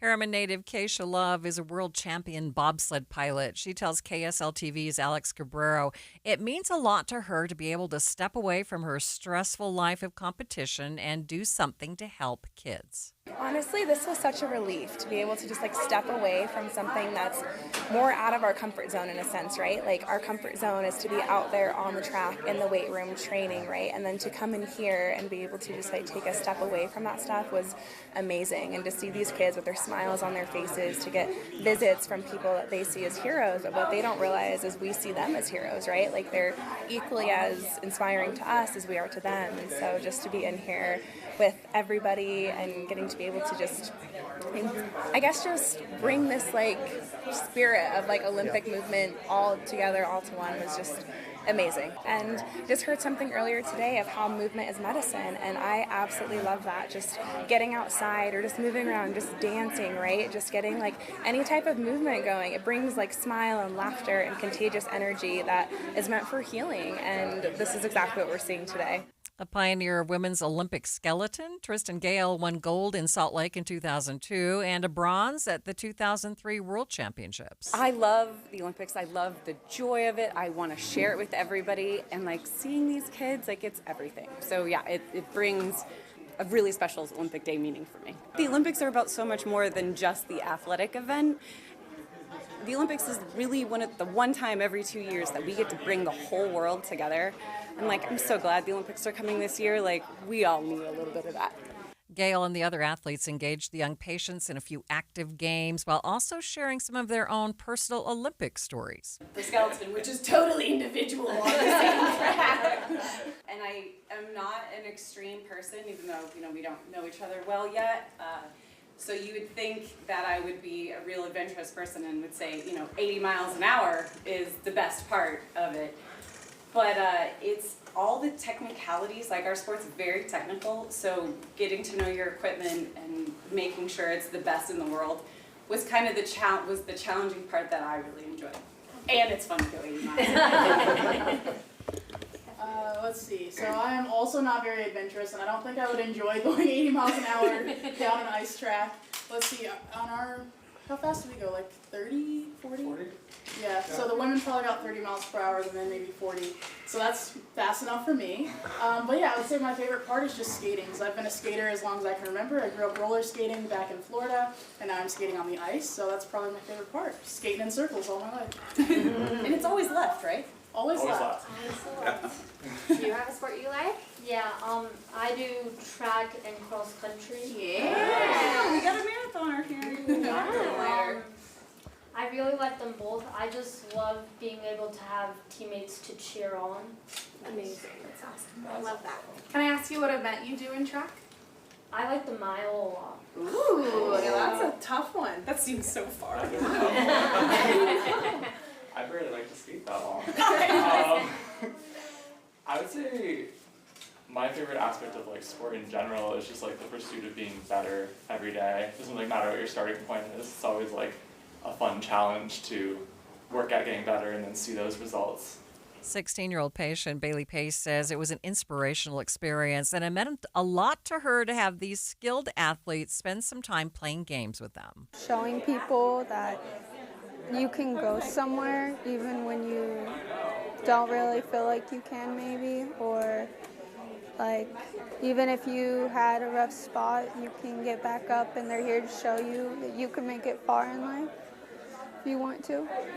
So I think seeing that, if you really put your mind to it, because some of them said they didn't see themselves becoming an Olympic athlete, but if you just do things in life, you can end up in places you don't think you will. Sam Watson is the world record holder and 2024 Olympic bronze medalist in speed climbing. It really is a meaningful thing to me that I can use my platform as an athlete to do that and hopefully make that inspiration. I don't quite have I am inspiring these kids, but I hope I can make the day a little bit better. The visit, part of the International Olympic Committee's Let's Move program, which encourages young people all around the world to be more active. Thank you for joining me today here on Midday. Jeff Kaplan is back with me now. Jeff Kaplan's afternoon news is next. We have more measles cases. What else is happening? That's the main thing that just happened. There's the whole discussion of public lands involving Mike Lee and his proposal, what that's going to look like and who's opposing it. We'll be talking about that. We're back to talking about the big, beautiful bill as well this afternoon. It's all coming up. Stay with us. You're in good hands.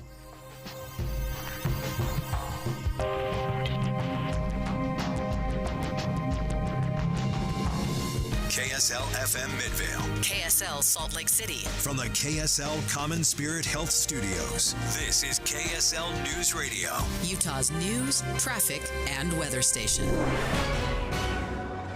Good afternoon, 3 o'clock at KSL News Radio. I'm Jeff Kaplan. We're at 81 in Salt Lake City with a gentle breeze.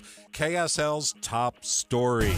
State health officials have just announced 2 more measles cases here in Utah. It brings to 3 the number in the state, including the one first reported last week. KSL News Radio's Jessica Lowell has details. State health officials say the patient